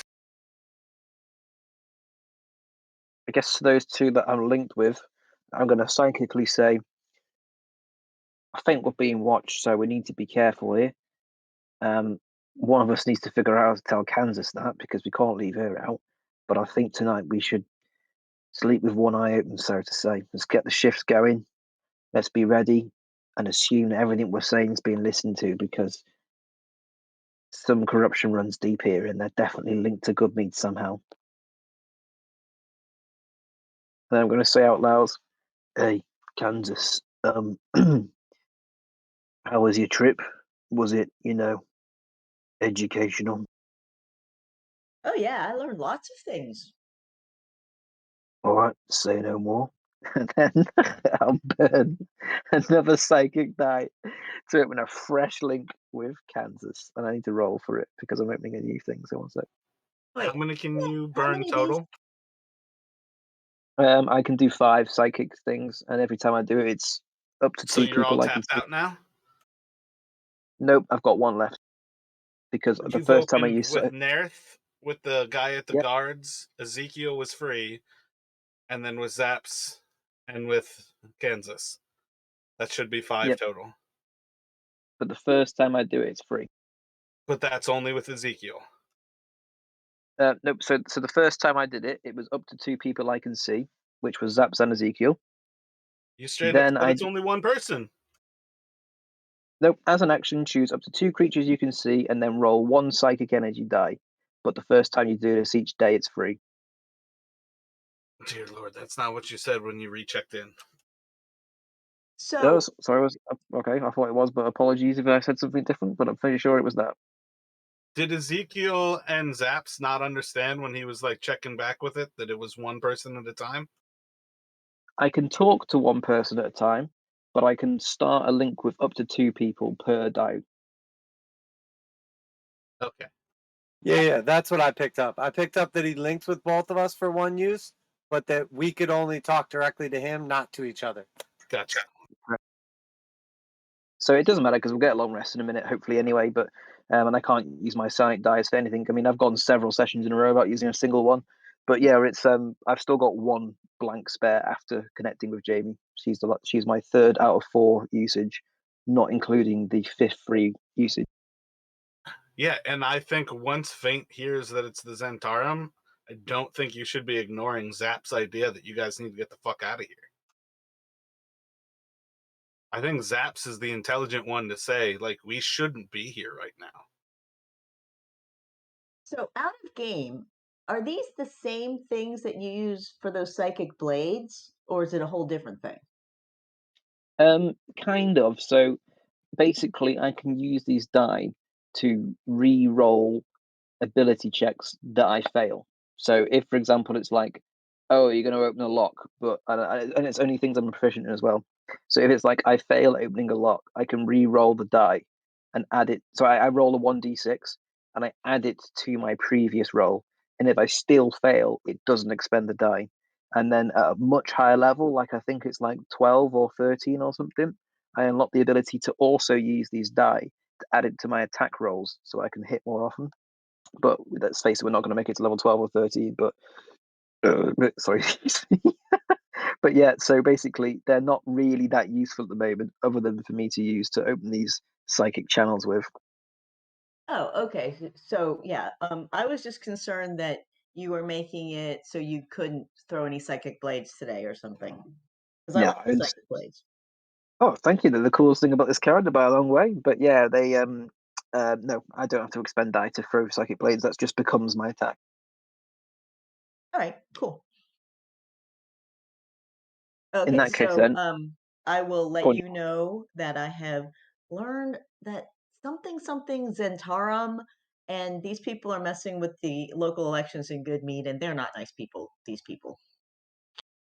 Do I understand from hearing the Zhentarum? I know you touched on it briefly. Sorry, mate, but do I understand from hearing about the Zhentarum this is something that's obviously not good, and we should leave immediately, or is that something that through psychic conversations No is going to be criminal who explained? would have ever lived in Waterdeep for any amount of time would have anything but fear of the Zhentarum. Because you Yeah, I either think worked for them and you fucked them over when you left, or you didn't work for them and fucked them over every single time you worked. cool, got it. Okay, then through just to save time through psychic conversations, then explain what happened on my side of things that myself and Zap saw, and also what happened to the psychic conversation with him, and then just make the suggestion that we head back to Bryn Shindar as soon as possible. So if any of you have anything to say in response to that, because you all heard the same thing, then go for it. I agree. Like I said earlier, I feel we should be out of this town as quickly as possible. Yeah, I think Zaps is right. We should probably get going. So sooner rather than later, or pretend to be drinking like normal and then leave, or what are you thinking? I do not think that they would be surprised with our departure. I made it clear when we spoke with that man that we would not stay where we were not wanted.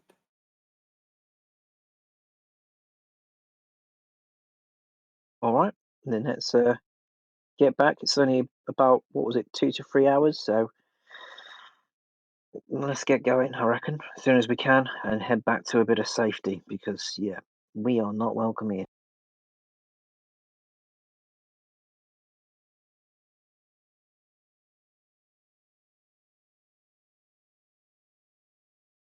Also, yeah, we'll just like finish eating, settle up for our like food and drinks, and then we can discuss outside of town where we're going.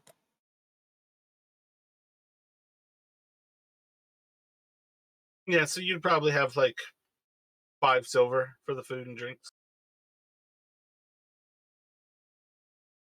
All right, I'll pay it, and then I'll just say to the Owen, the barkeep, hey, thank you very much for the drinks. Hope you enjoy the supply from Goodmead, and hopefully see you soon, friend.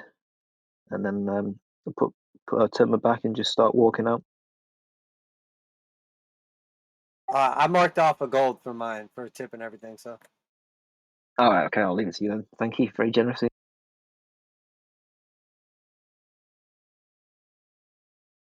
So you all can head out of Targos, and as you leave the gates, are you actually planning on going back to Bryn Shindar, or do you all want to go on to Tourmaline? or do we want to go to Goodmead? Or wait, no, wait.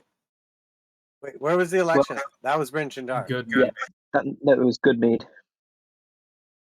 I don't think we can get to Goodmead. He said that the election was tomorrow. I don't think we can get there in one day. You guys gonna go there and do a coup d'etat? Well, that's the thing. Is like, if we go there, our options are to not fuck with it, to help the woman win, or to have one of us, namely me, become the town speaker and therefore no longer be part of the party. Um, and the latter two options both mean, as we now know, pissing off the Zhentarum, which is a terrible idea.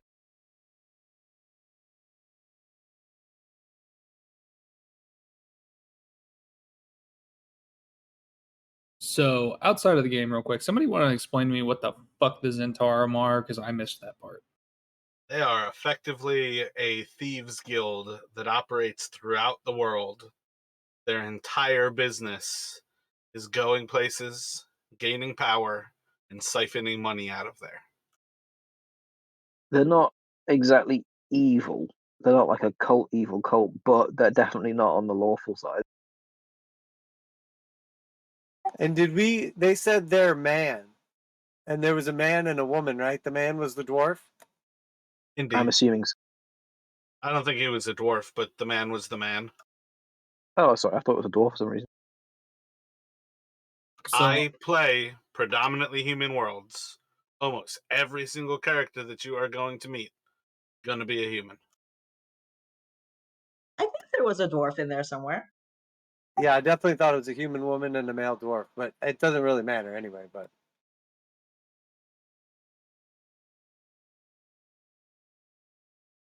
It's part of why I don't correct you all when you are doing recaps, is because it's perfectly fine for information to be incorrect.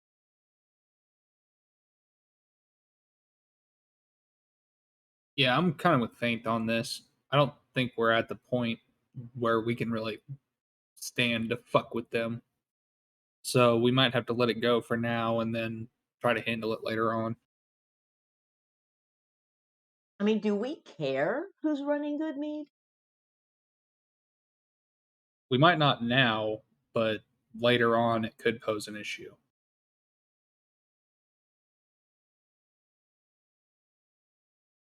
I just kind of feel like we're only up here for a while, and if they want to be werewolfy, sharp teethy people or not, it's fine. yeah, I'm with you. It doesn't really make a difference to me. But I don't want to get killed by the Zhentarum. So if they want to do something in this town, then we don't need to be in this town.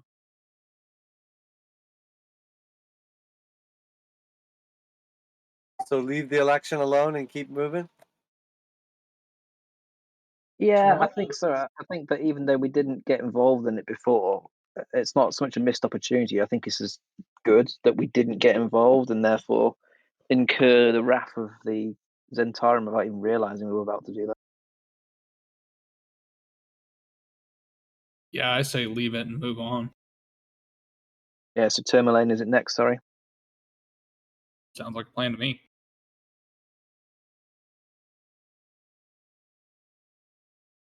I guess we can just use the water's edge as well. I know it's a frozen lake, but use the water's edge to be our marker and follow that rather than getting lost in blizzards again, like we normally do. If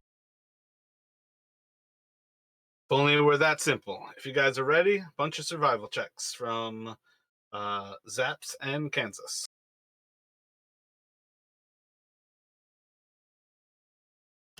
I've been rolling like shit today. I had that super amazing double 20 first roll on survival, and I think that should carry us through for like the rest of the winter season. False. It's also a low ass DC, so you bitch about a 12, but that's a success. All right. Like, stop looking at it as a bad thing to not roll a 20. A 20 is not necessary. Yeah, but I had a 20-20, and they were both 24s, so that was really cool. A And 20 is always going to be a 24 if you have a +4. yeah, it wasn't useful. I mean, it would have been better to have a 20 in some other part of the play, but it was cool.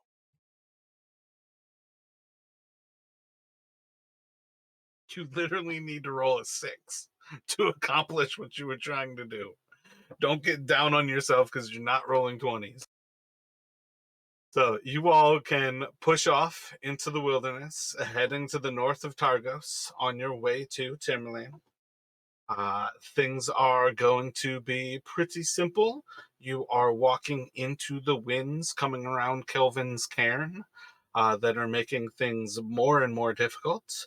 But it is otherwise a pretty easy day's travel so far. And a point in the afternoon, you are going to come across tracks of a creature that seems to be feeding off on the ice. And Kansas is going to recognize that these are a owlbear's tracks, and it seems to have passed through here very recently. While you all are moving forward, do you want to take any special precautions against the impending owl bear?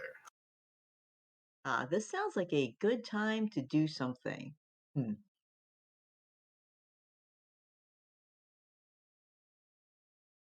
Do we see it as well, or is it just Kansas and Mary? I mean, if I say it out loud, you should assume that she is sharing with you all that there is indeed a owl bear right here.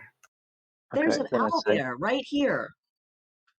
Maybe we should play it a bit coy. There's no point fighting it if we don't have to. Should I pull an animal out of the bag at this point or change into wild shape? I will take suggestions. Yeah, I'd pull an animal out if I was you. All I'm right. gonna kind of tap my dog and make sure to use his alert or vigilant feature. Just kind of have him look around and make sure he's I'm watching. telling you all about it, so none of you can be surprised right now. Cool. All right. All right, hang on. I'm trying to figure out where the bag is. Do you guys want to fight a creature today, or do you want to role play all day? I'm trying to offer you a battle. I'm I feel always like down for a We'll take the Ezekiel scrap. gets battle. it. I'm just trying to figure out where the stupid bag thing is. All right, here we go. I'm always down for a scrap, so I'm gonna leave that up to you guys. I wouldn't mind a little bit of combat today. I think every day should have combat in it. I mean, don't you go out and pick fights in real life? Yeah, that's why I wanted to get you guys out of Targos, because it felt like you were going to either fight 200 guards or not fight at all. I'd rather fight the bear than whatever was behind us.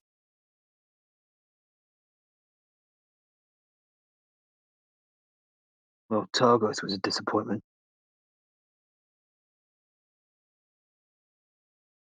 Yeah, I don't think we're actually going to avoid the owlbear. I just wanted everyone to have a bit of time before it charges to prep.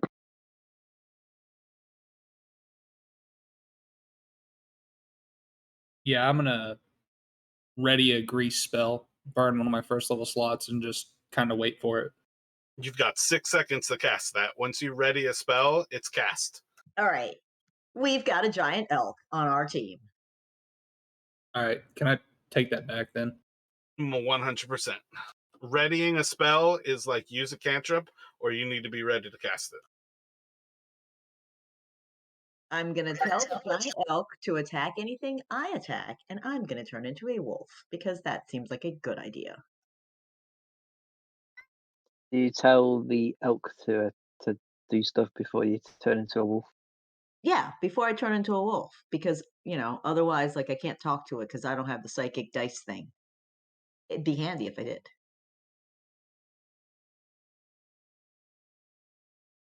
Ezekiel, who did you aid? I'm gonna aid. I'll do myself. I'll do Kansas this time, and I'll do Faint. I feel healthy.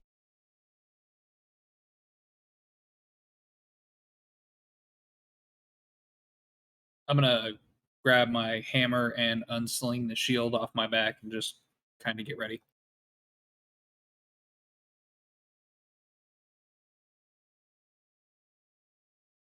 So what kind of positioning are you all taking? Are you going to follow the tracks and try to find the owlbear out on the ice? What are y'all thinking?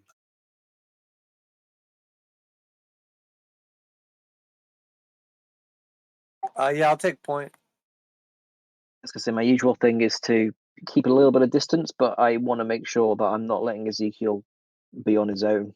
You know what I mean? I want to be at range from the owlbear, so therefore approaching behind Ezekiel, but I don't want to get too far away from him that I can't run in and take some hits to help him out if I need to. I'll stand beside Ezekiel on his left and position the dog on his right.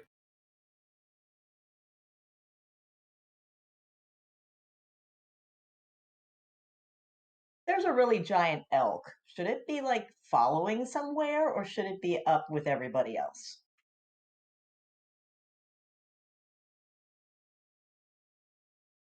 I mean, that's your call, but If it was me, it's a toss-up between approaching side by side with Ezekiel and Zap, and being off to the side, a bit more less attention getting. But it's your call. It could go either way between those two, in my opinion. I just kind of figure it's big, and if you're trying to be stealthy, you're not going to get that with a giant elk. True, but I think at this point we're not going for stealth. We're getting ready to fight. All right, so it'll just lope along near Ezekiel. Why not?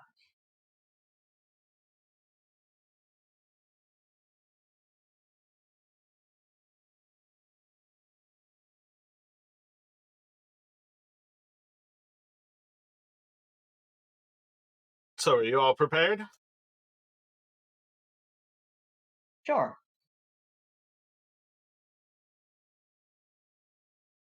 Yeah, I'm ready.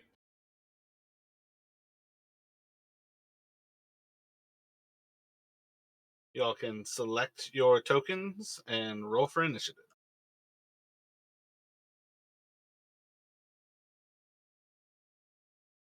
I am ready for battle. I am on my guard. Prepared.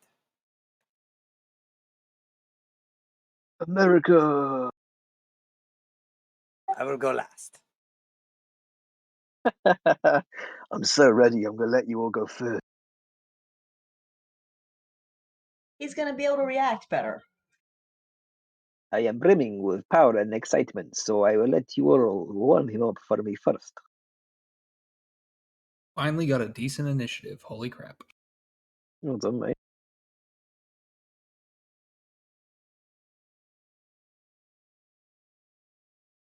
I'd like the hurry up and wait.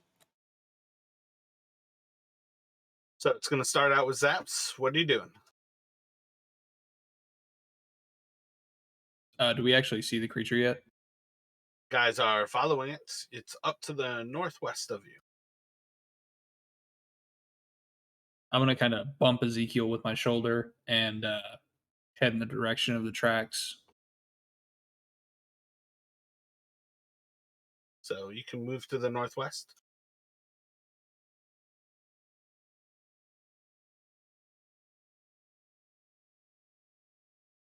So wait, sorry, is it by that cliff edge, is it? I can't see it, sorry.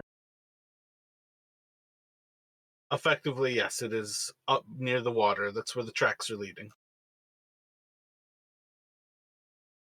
Yeah, I'm going to kind of move myself right there.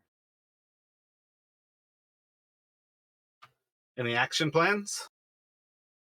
Yeah, I'll hold a thunderclap ready.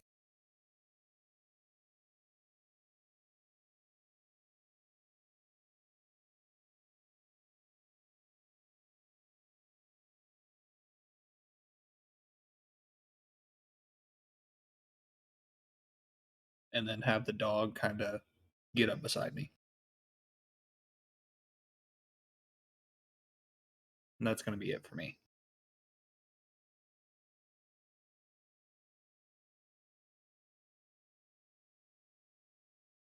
What is your trigger for the thunderclap? Basically, as soon as this thing gets into range of me, I'm going to just set it loose, try to distract it, pull it towards me and the dog.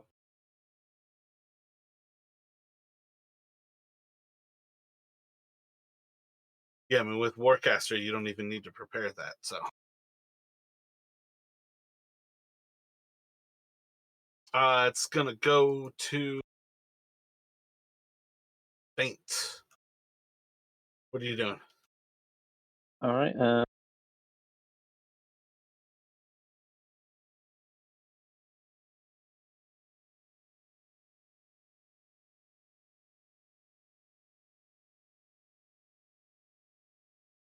I'll move to like here, and then I'll ready in action to throw a psychic dagger as soon as the owlbear engages in melee combat with one of my or somebody in the party. Which of this Anything else could you'd be? like to do?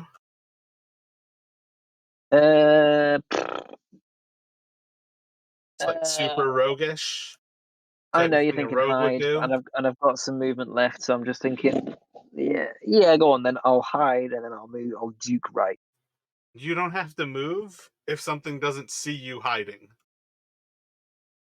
Like, it's like, don't hide after something watched you move to a place and not move. That's what I've been trying to tell you.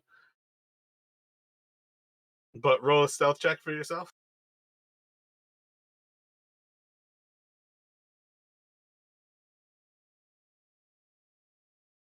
$17.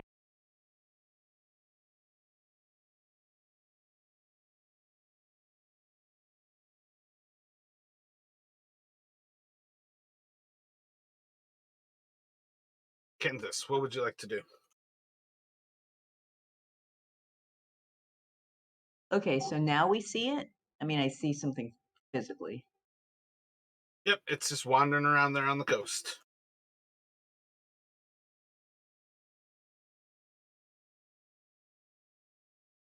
Trying to see what my movement is. I'm assuming that 45 feet, like I can cover that and attack. I think your wolf movement is 40 feet. Yeah, so You it's should 40. see under extras your wolf. Yep. Right, so 40 feet means I can't actually get there and attack. But Looks like you can get there. 40 feet and you're touching it.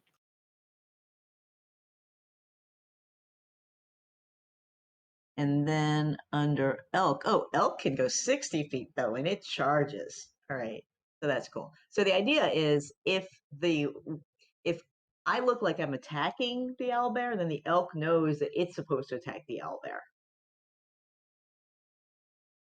And it goes directly after you. And what? And it goes directly after you. Yeah. So I'm gonna run over.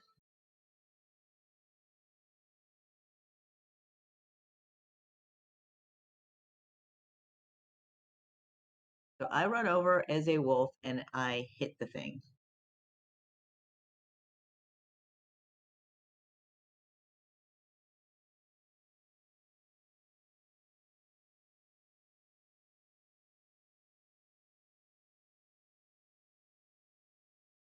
Bite? Does the bite hit? Biting out at it, you are indeed able to bite into its leg, and it's going to fall over prone. So If that triggered, then the elk is gonna charge. It will have advantage on this attack. Does your wolf only have one attack? I don't know, I get too excited about the elk. You didn't even roll the right attack either. I did, I rolled bite. Not with the elk.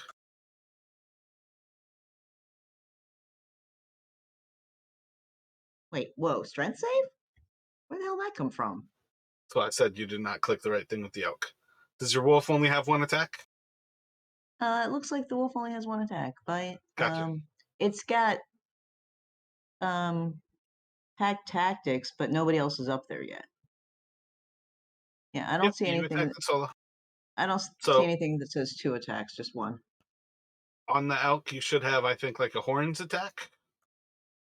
That was supposed to be a charge. I mean, I clicked charge. It doesn't have to charge. But okay, if the elk moves at least 20 feet straight toward a target and then hits it with a ram attack on the same turn, the target takes an extra 7 or 2d6. I'm not quite sure why it says both damage. And oh, I see. And if the target is a creature, it must succeed on a DC 14 strength saving throw. So what are you rolling here? Ram Yes. and hooves. Not in hooves. And then it's supposed to do a strength saving throw or get an extra 7 damage. Already knocked prone, but you would roll those 2d6, which I think are probably... Yeah, you just have to roll 2 extra. Yep. So it's going to hit, and it'll do 14 damage to the owlbear. What a... Oh, okay, cool.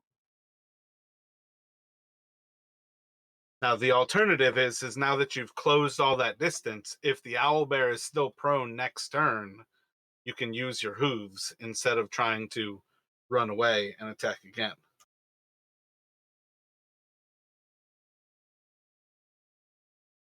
Okay.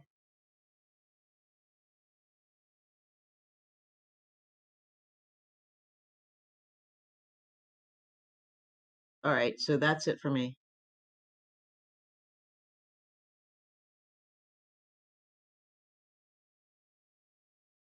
So it was just the ram attack. Indeed.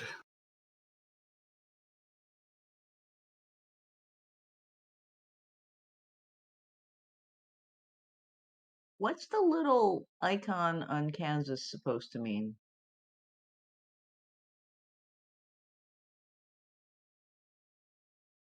It's a castle. It's so you remember that you are currently a wolf.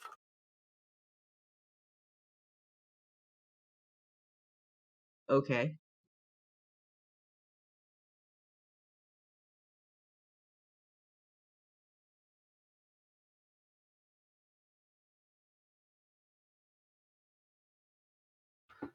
Fink, do you have a shot on that owlbear? It is attacking the moose.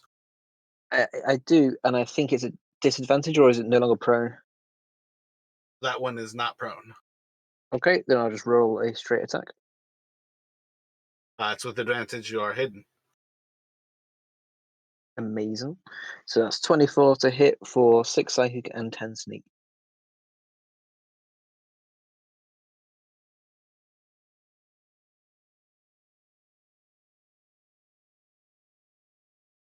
That's almost as good as my survival roll from the beginning, and I think it actually matters a little more.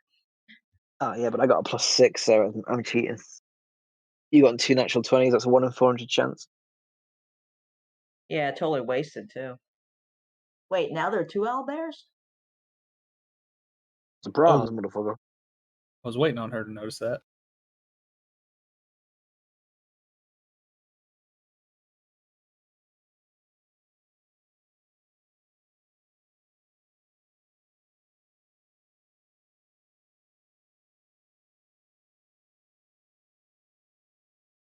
All right, so biting out at the moose with its beak should hit with a 19, and slashing at it with its claws a nat 20. Hopefully we can fucking kill this moose in one attack. 10 piercing. And another 31 slashing damage.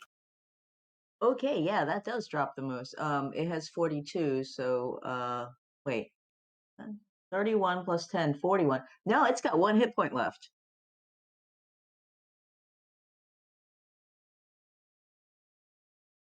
Fucking mice.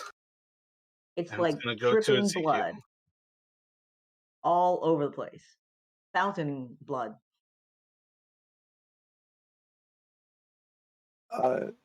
You said it goes to me? Yep.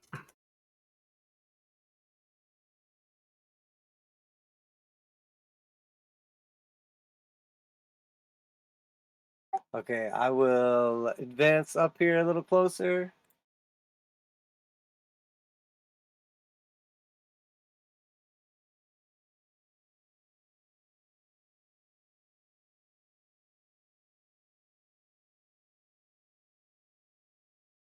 And then I'm going to go ahead and do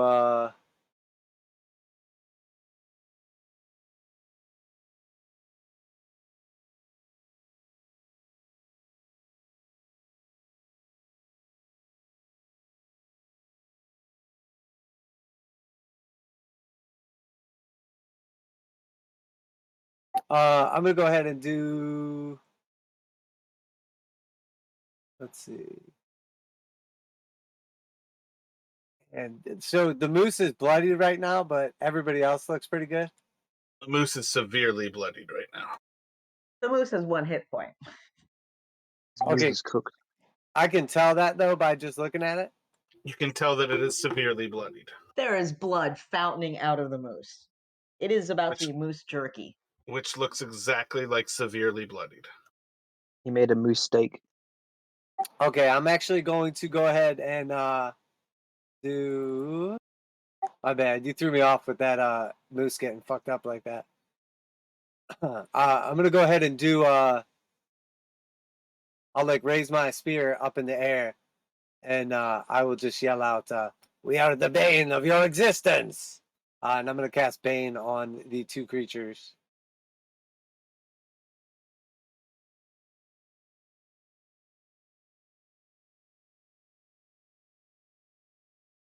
The whole big lot of they're not going to save shit. So each time they make an attack, it subtracts a D4 from it.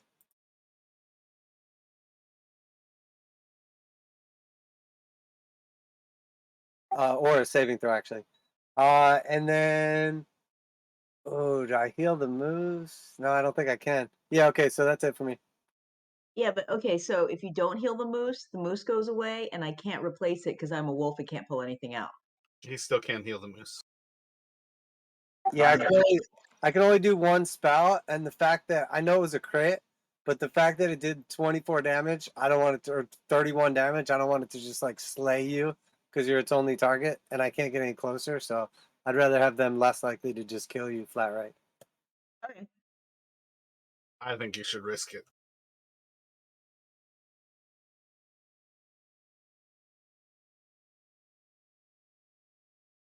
So it's going to round out to Zap.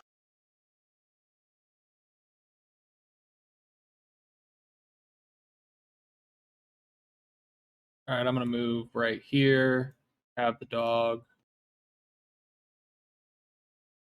Dog happens after your turn, so do your turn first.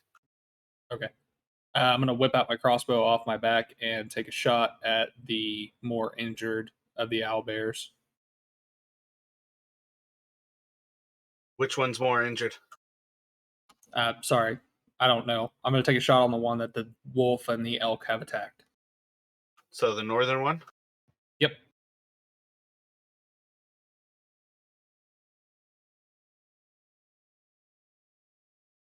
Solid strike into it.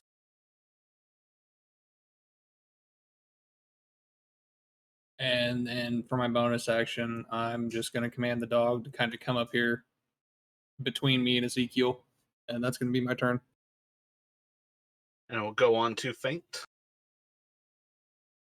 All right, I'll move up a little bit. Out to here. And then I will attack the elbow just to the north of the elk.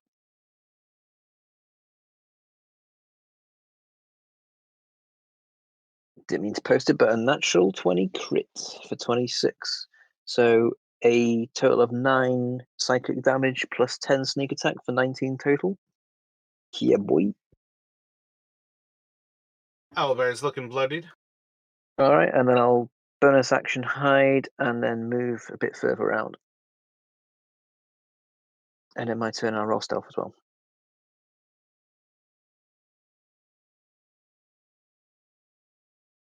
Another natural 24.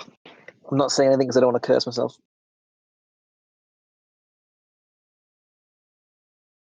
Becoming one with the snow. I am snow.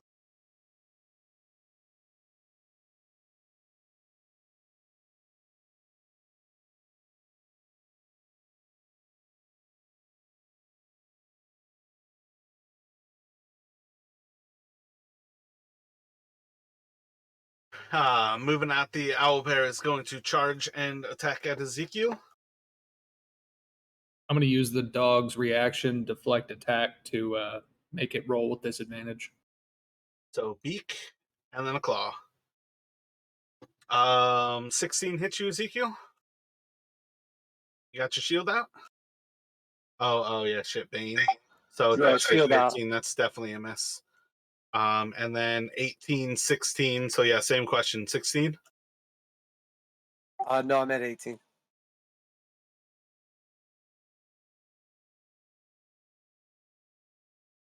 Nice, man. Well done. Well, both of you tag team deflection. On to Kansas. All right, so now pack tactics comes in.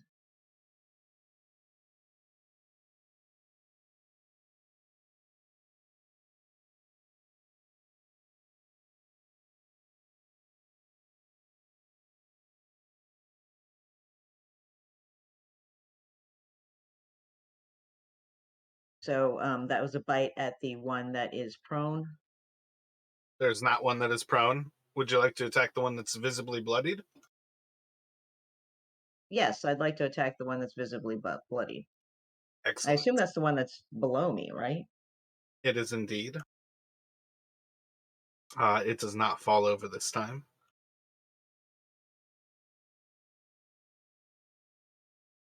All right, and then the elk is also going to beat up on it and trample it, or whatever elks do. Ram attack. Do you want to run away and charge into it?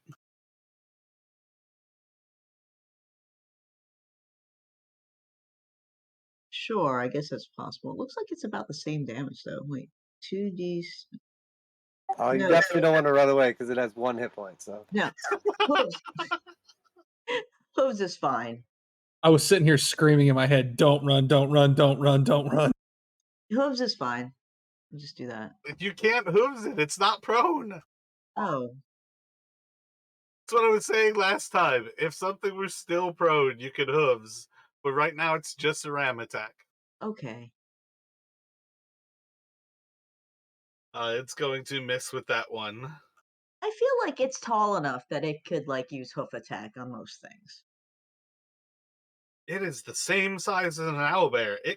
You can 100% hoove your wolf for 21 damage. Okay, well I don't want to do that. All right, fine. So you don't want to hurt yourself with your own creature, then it's going to No, miss. I don't want to trample the wolf. I'd like to use the horns on the owlbear and not be successful with it.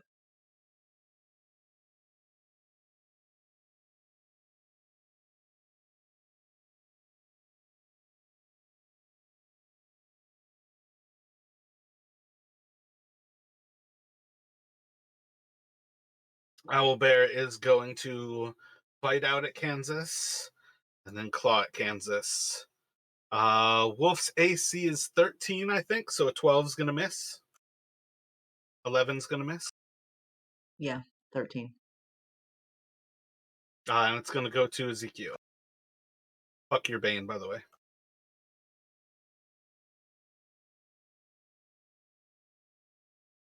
no one cared who I was until I put on the mask. That's now the fuselage of an airplane falling from the sky above you all. I'm gonna go ahead and do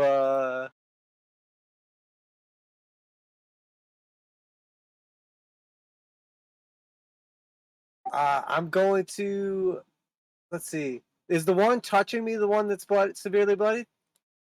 Yep. Okay, I'm gonna try to I'll just stick him with my spear.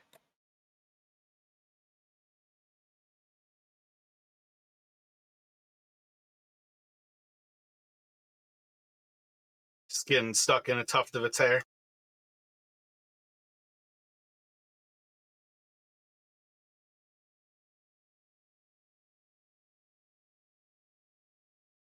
And then I'm just gonna do my bonus action, like back of the stick attack on him. And I'll be like, "What did you do to my stick? It sucks now." The pommel attack as well is going to miss. You fucking curse this thing. Gonna go to Zaps with Faint on deck. I'm gonna sheath my crossbow real quick, pull my hammer back out, and swing at it with my warhammer. You can either drop your crossbow and pull your hammer, or you can sheathe the crossbow and pull your hammer, but that's going to be your action. Oh well, never mind then. I will use Otherwise, you can step away from it and take a shot like it normal. or take a shot at disadvantage from right next to it. No, I'm gonna use Tasha's caustic brew.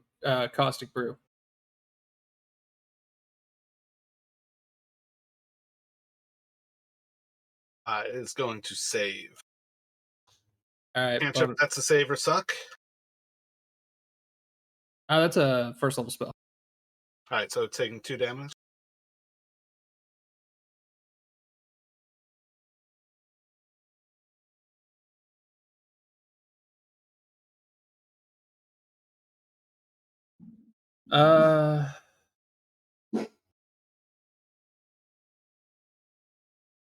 No, it says must succeed on the throw or be covered in acid. So I guess if he succeeds, he takes no damage. Of course, it's Tasha's. Of course, it's save or suck. Yeah. Bonus action, I'm gonna have the dog attack him. Oh, I don't think it'll matter, right? That was his save was 19. Yeah. Yeah, you could get it to 15. His DC's 12.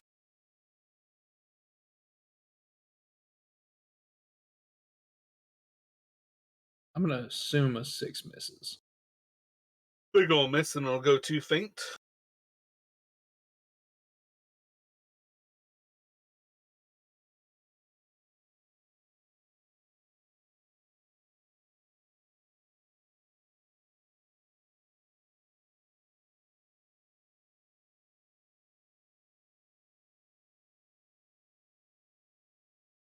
We got a faint down. Drunken Oh no, pass sorry, out. I just didn't hear it. Just didn't hear it. Sorry, my apologies. No, what the fuck's wrong with me? I'm not listening to anything else. Psychic dagger. Let's finish off the ones to the north. All right, wait a second. The way you say finish off, you're going for the weaker one that is on the south side right now. Oh, It's sorry, I severely didn't realize. bugged. The other one Yeah, looks you're fine. absolutely right. Sorry, there's been the old switcheroo. So you Right, are so- well hidden right now. This is an attack with advantage. Before I get yeeted on.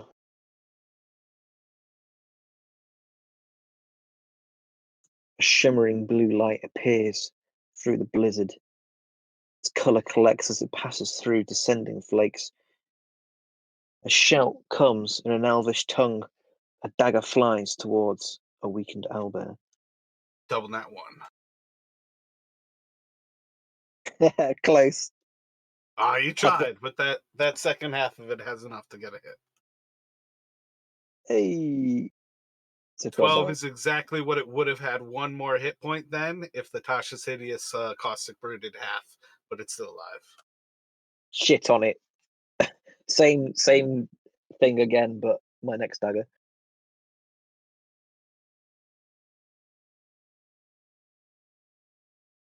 The That one's 14 going to to hit, hit for and that's plenty enough to get the kill. Fucking Albert, you beaky bastard. and I'll move a little bit to here, and I'll end my turn. Oh, yeah, Jamie, that moose has totally got to take an acid test against that Caustic Brew.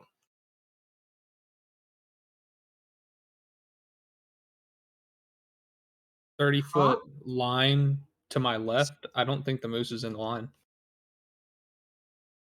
Then Jamie is. If you're hitting that... All right, I got you. You're going south of the moose?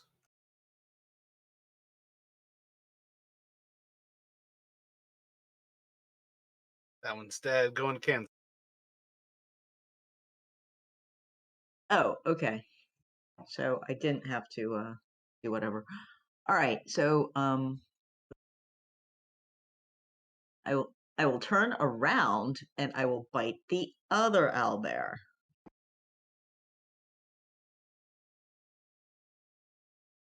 Solid bite. Please don't fall over. Please don't fall over. Does not fall over. No, doesn't fall over. Okay. And then I will I guess oh, it's still standing. That's what you mean. Darn it. The I will moose. ram with the elk. Solid hit.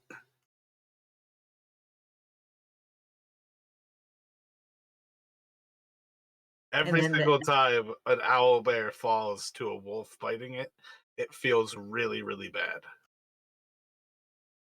the elk will now bleed on it some. The owl bear bathes in the blood. It seems to be really enjoying it.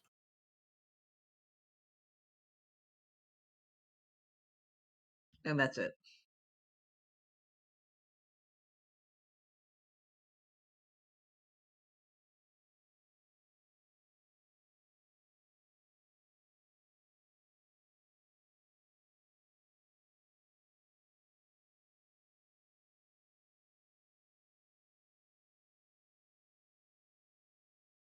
How many of these fucking things are there? As many as it takes to actually challenge you guys. I'm challenged. It doesn't feel challenging in the least bit. So I've done damage to one creature, and it pulls itself out of a bag. They travel in flocks. No, actually, this third one is because Josh made a pun, and he knows better. When did I make? Oh, yeah. It made a moose steak. Yeah, that was my mistake. Please don't missed piss off that. God. Did that happen in real life? Oh, he 100% said it. Yeah, Kansas, I didn't think you of it as and a the pun moose. though. It was just like, A oh, moose like steak? That's a pun. yeah, Kansas, I you know, and the but I moose was have like, oh, like opportunity deer attacks. steaks or whatever steaks. It did not occur to me until you said that. You and the moose I have opportunity attacks, Kansas. thought we were free from Alistair's evil grasp. Not on that one. It was a moose steak. Staying a pun was a moose steak. Does the owlbear take up like 4 spaces? Like, can I reach it with 5-foot reach right now? No. I feel like these attacks are going to be bad for my elk. If it fucking falls over. But it might die. Nope. Okay, it's good.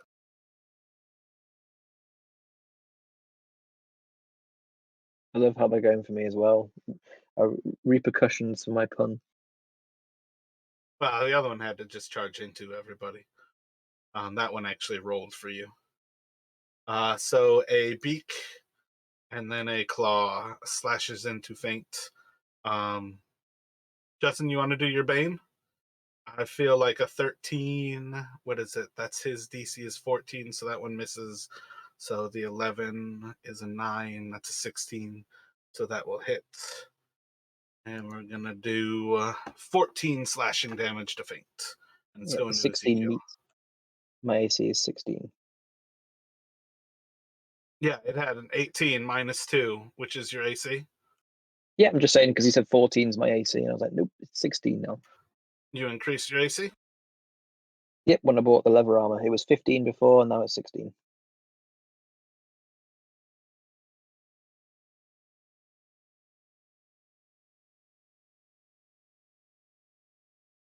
In that last town, I bought leather. What was it? The studded leather armor. The leather, and then your level up, right? Correct. Yeah. And your dex, is it a +4 right now, your bonus, or is it a... Yep, it's 18 dex, so +4 dexterity. Okay, I must have gotten your dex increase, but not your AC increase from it. What are you doing, Ezekiel? You got a dead owl bear at your feet. Oh, wait a second, my bad. I feel like you were asking about the one that is south of the defender, and yes, that one moved close enough that you can opportunity attack. And then it would be back on your turn. Okay. So the one that ran up, that it does take up all 4 of those spaces? Yeah, that's correct. Okay. Yeah, I'm gonna do a spell on it when it runs up then.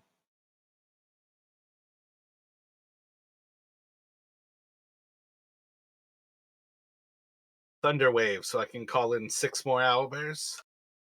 So it was not hurt, right? No, that one's fresh.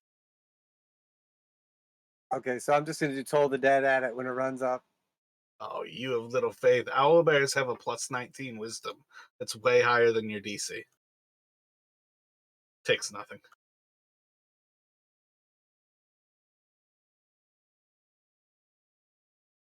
And then just like pervading the group other than random moose slash elk? Is anybody like noticeably bloodied right now?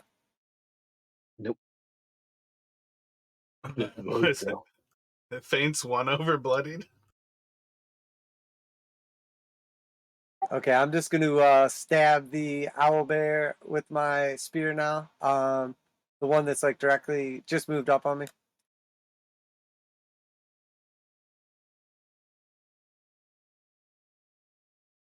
Big ol' miss. You have cursed my spear. I can't believe I let you do this. And then I'm going to do a backhand smack with it as well.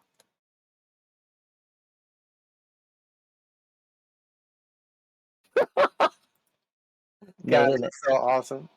Yeah, that spear's trash. And it's on to Zets. I'm about to take my infusion back. It's so much better if every time I try to use it, I roll horrible, because then I'm like really wondering, like, what did you do to my spear?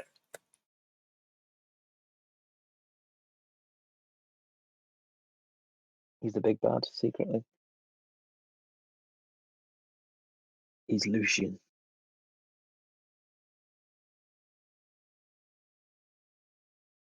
Hold on, give me just a second. In the meantime, then, Faint, what are you doing?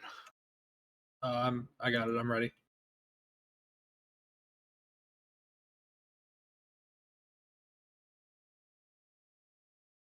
I just wanted to go ahead and cast Grease on the one immediately to my right and hit like the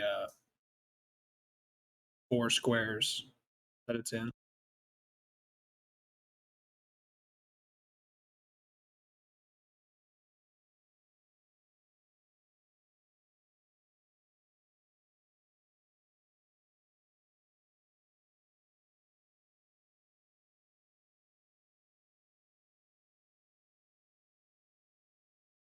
Okay, and then bonus action, I am going to have the dog attack the one that is immediately south of it.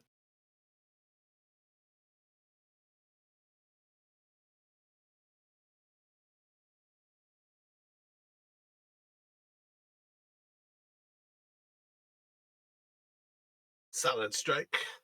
Doing a little bit of damage.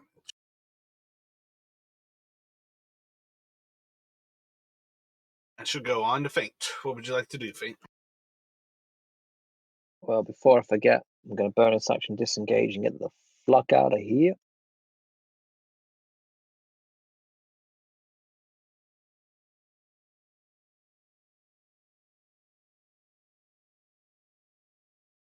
I'll go here, although I feel like that's where the last owlbear came from, was across the waterish direction, but whatever. I'm a real man. And then I will, I've already forgotten, so actually the one to the south was the one, no, the one to the east was more bloodied, so I'll go for the one to the east, I think. The one to the east is indeed bloodied. I remembered. I shall fling a thing. 25 to hit for a total of 14 damage.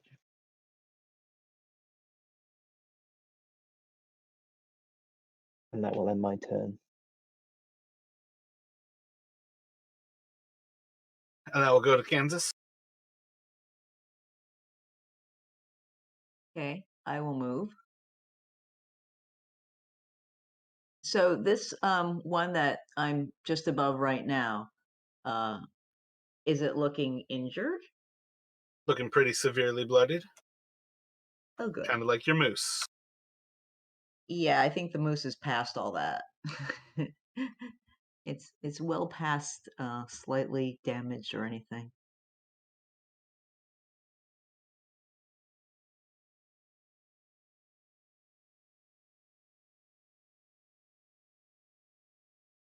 Not really good.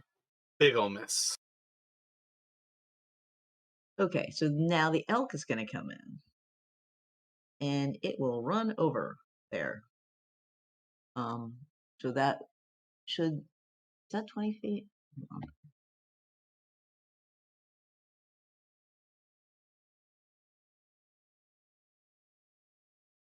That's 20 feet, right? Looks like 20. Is there? It's a lot like it's saying 20 feet. Run over, make your rhyme attack, and roll 2d6.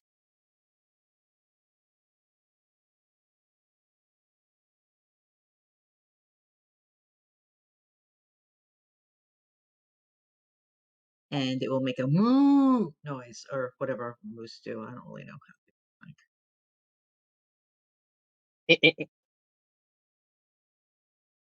So the moose looks like a whole lot more blood and gore as it runs right through that owl bear, and you just have owl bear antlers, blood and gore dripping around.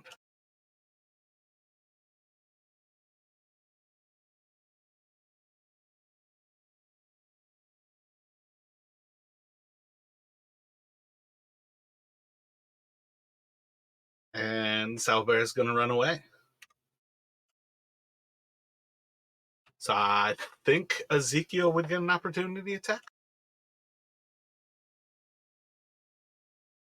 Yeah, I'll do one.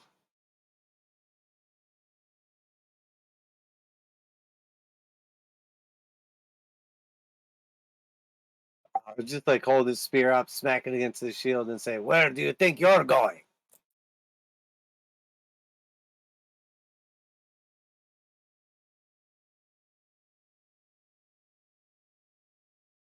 And it just keeps running off into the snow.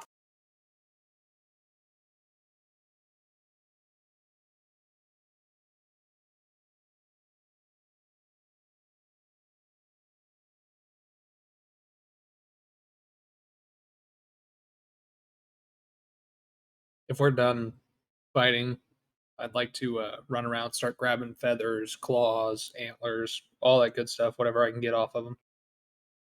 What does owlbear Right. meat taste like? Because maybe we could get some of that. Are you going to cut the antlers off of the moose? Hey, the moose isn't dead. I'm just asking. He wants antlers.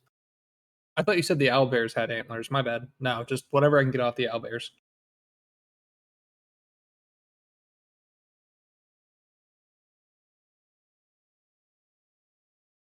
Make a medicine check.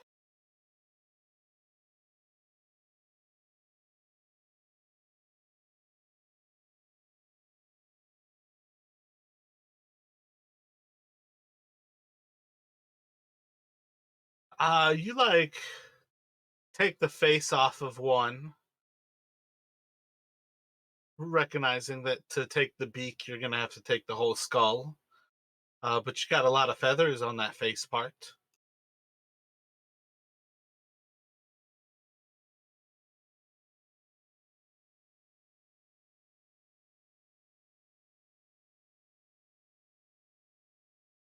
Okay. Oh, go ahead. Now go ahead, man.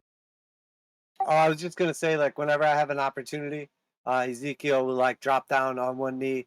He'll pull out the relic and like prick his finger, drip a little blood in it, open up the relic, pull out the book, and then he will hold it up in front of him as he reads, and you'll hear him say, "Is anyone amongst you sick? Let them call the elders of the church and pray over them. Anoint them with oil in the name of my Father." And I'm gonna do anybody under 50% hit points. Just the elk. Specifically, the elk is who I'm going for here. I'm gonna channel divinity 20 hit points to him. Takes it to half. That's right. Rise up, elk, for you are the most powerful amongst us. Our bond is forever.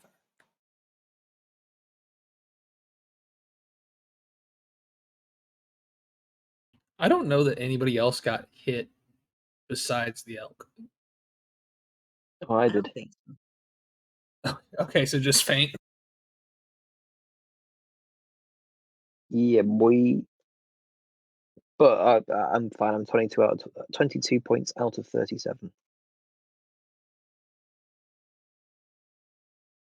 because I've got AIDS, so my hit points are mega high. Is it full blown or just HIV? Oh, it's full blown. I think quite a few of us have all got AIDS, right?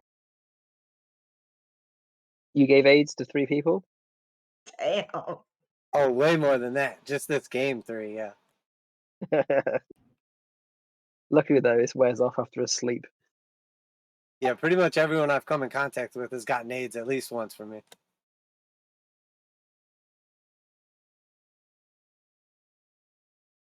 That's fucked up.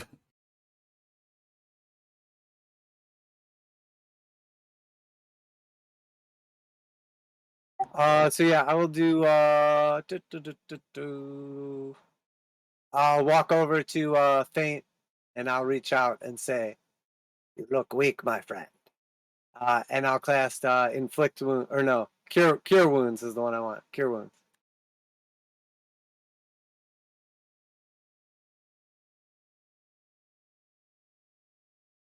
I mean, thank you for the heal, but you're calling weak. Fucking hell. You look bony. And I tap him on the shoulder. No worries, my friend. It was not meant as an insult. I'm just feeling very sensitive today. Sorry. I'm gonna stand up with blood all over my scales and just general body and look at him and be like, girls, you're both pretty. Could you guys come help me with the freaking loot now?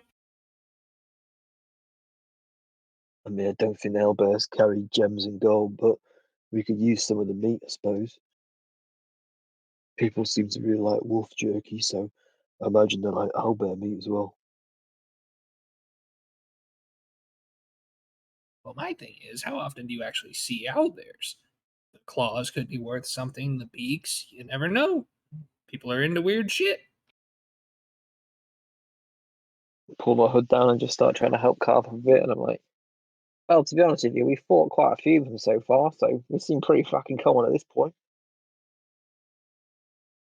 Oh, my mistake. Sorry. I was stuck in a fucking cave for months. I didn't know. Roll a medicine, Faint. All right. 4 plus 1. 16. What are you trying to take from him? I'm just trying to take meat, because that's what I said I would try and do. Although you made a good point, Zaps, about other resources for value, but I think was explicitly stating that he thought the meat was of interest. So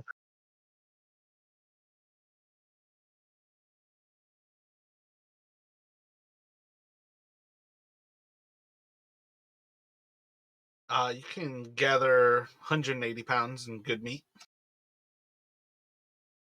all right, it's like 45 pounds each.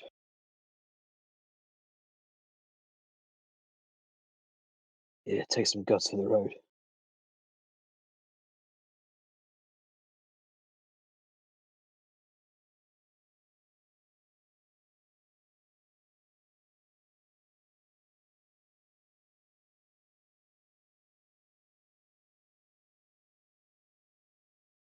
Y'all ready to start moving along?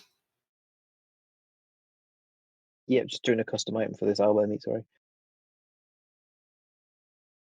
Yeah, I'm ready when everybody else is. 45 So- each, right? So 180, so 90, so 45 pounds of owlbear meat each. So Kansas and Zaps can make a survival check.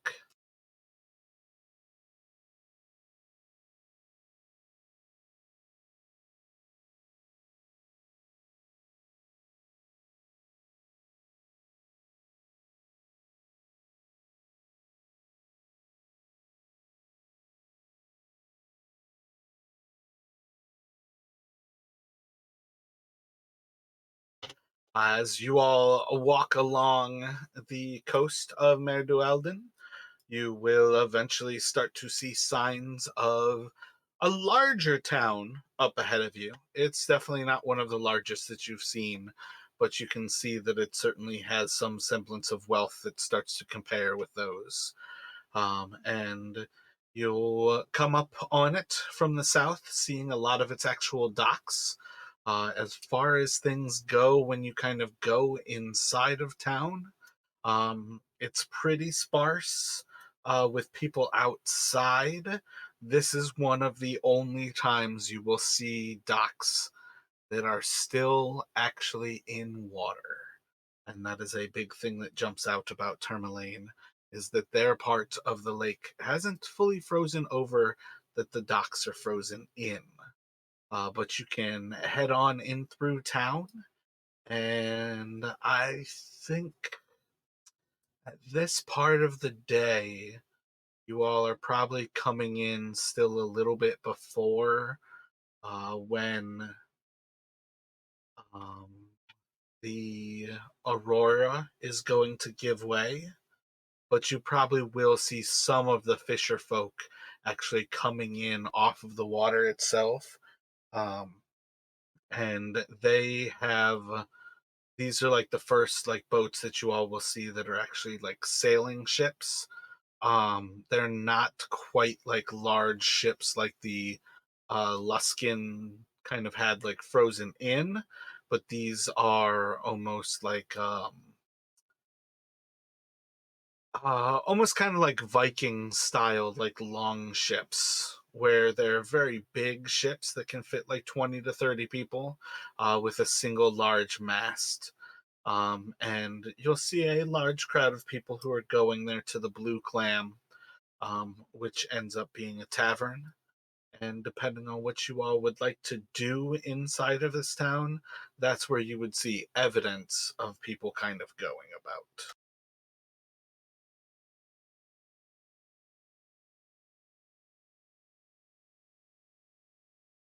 All right. I am going to dismiss the elk since we're going into the town, and usually they don't understand why there's this giant moose thing following people around. Your recently healed elk. Partially healed elk, partially still stakes. Might be partial, but it was still recent.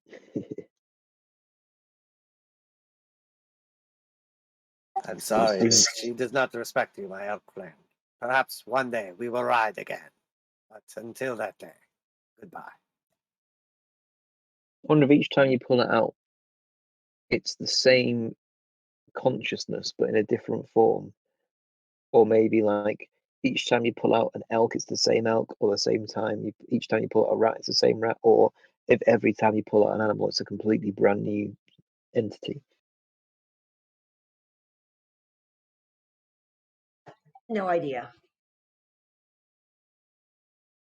What a mystery. Well, I think in general, animals don't have a concept of past and future like we do. Oh, they do. I mean, like, think about like cats and dogs and stuff as pets as a basic example. They definitely do. But I just mean like in this specific example of this magical bag, because these are fey creatures, aren't they? I think so. But I don't know if it's like the same like personality in different forms, or if every time you pull one out, it's a completely brand new thing.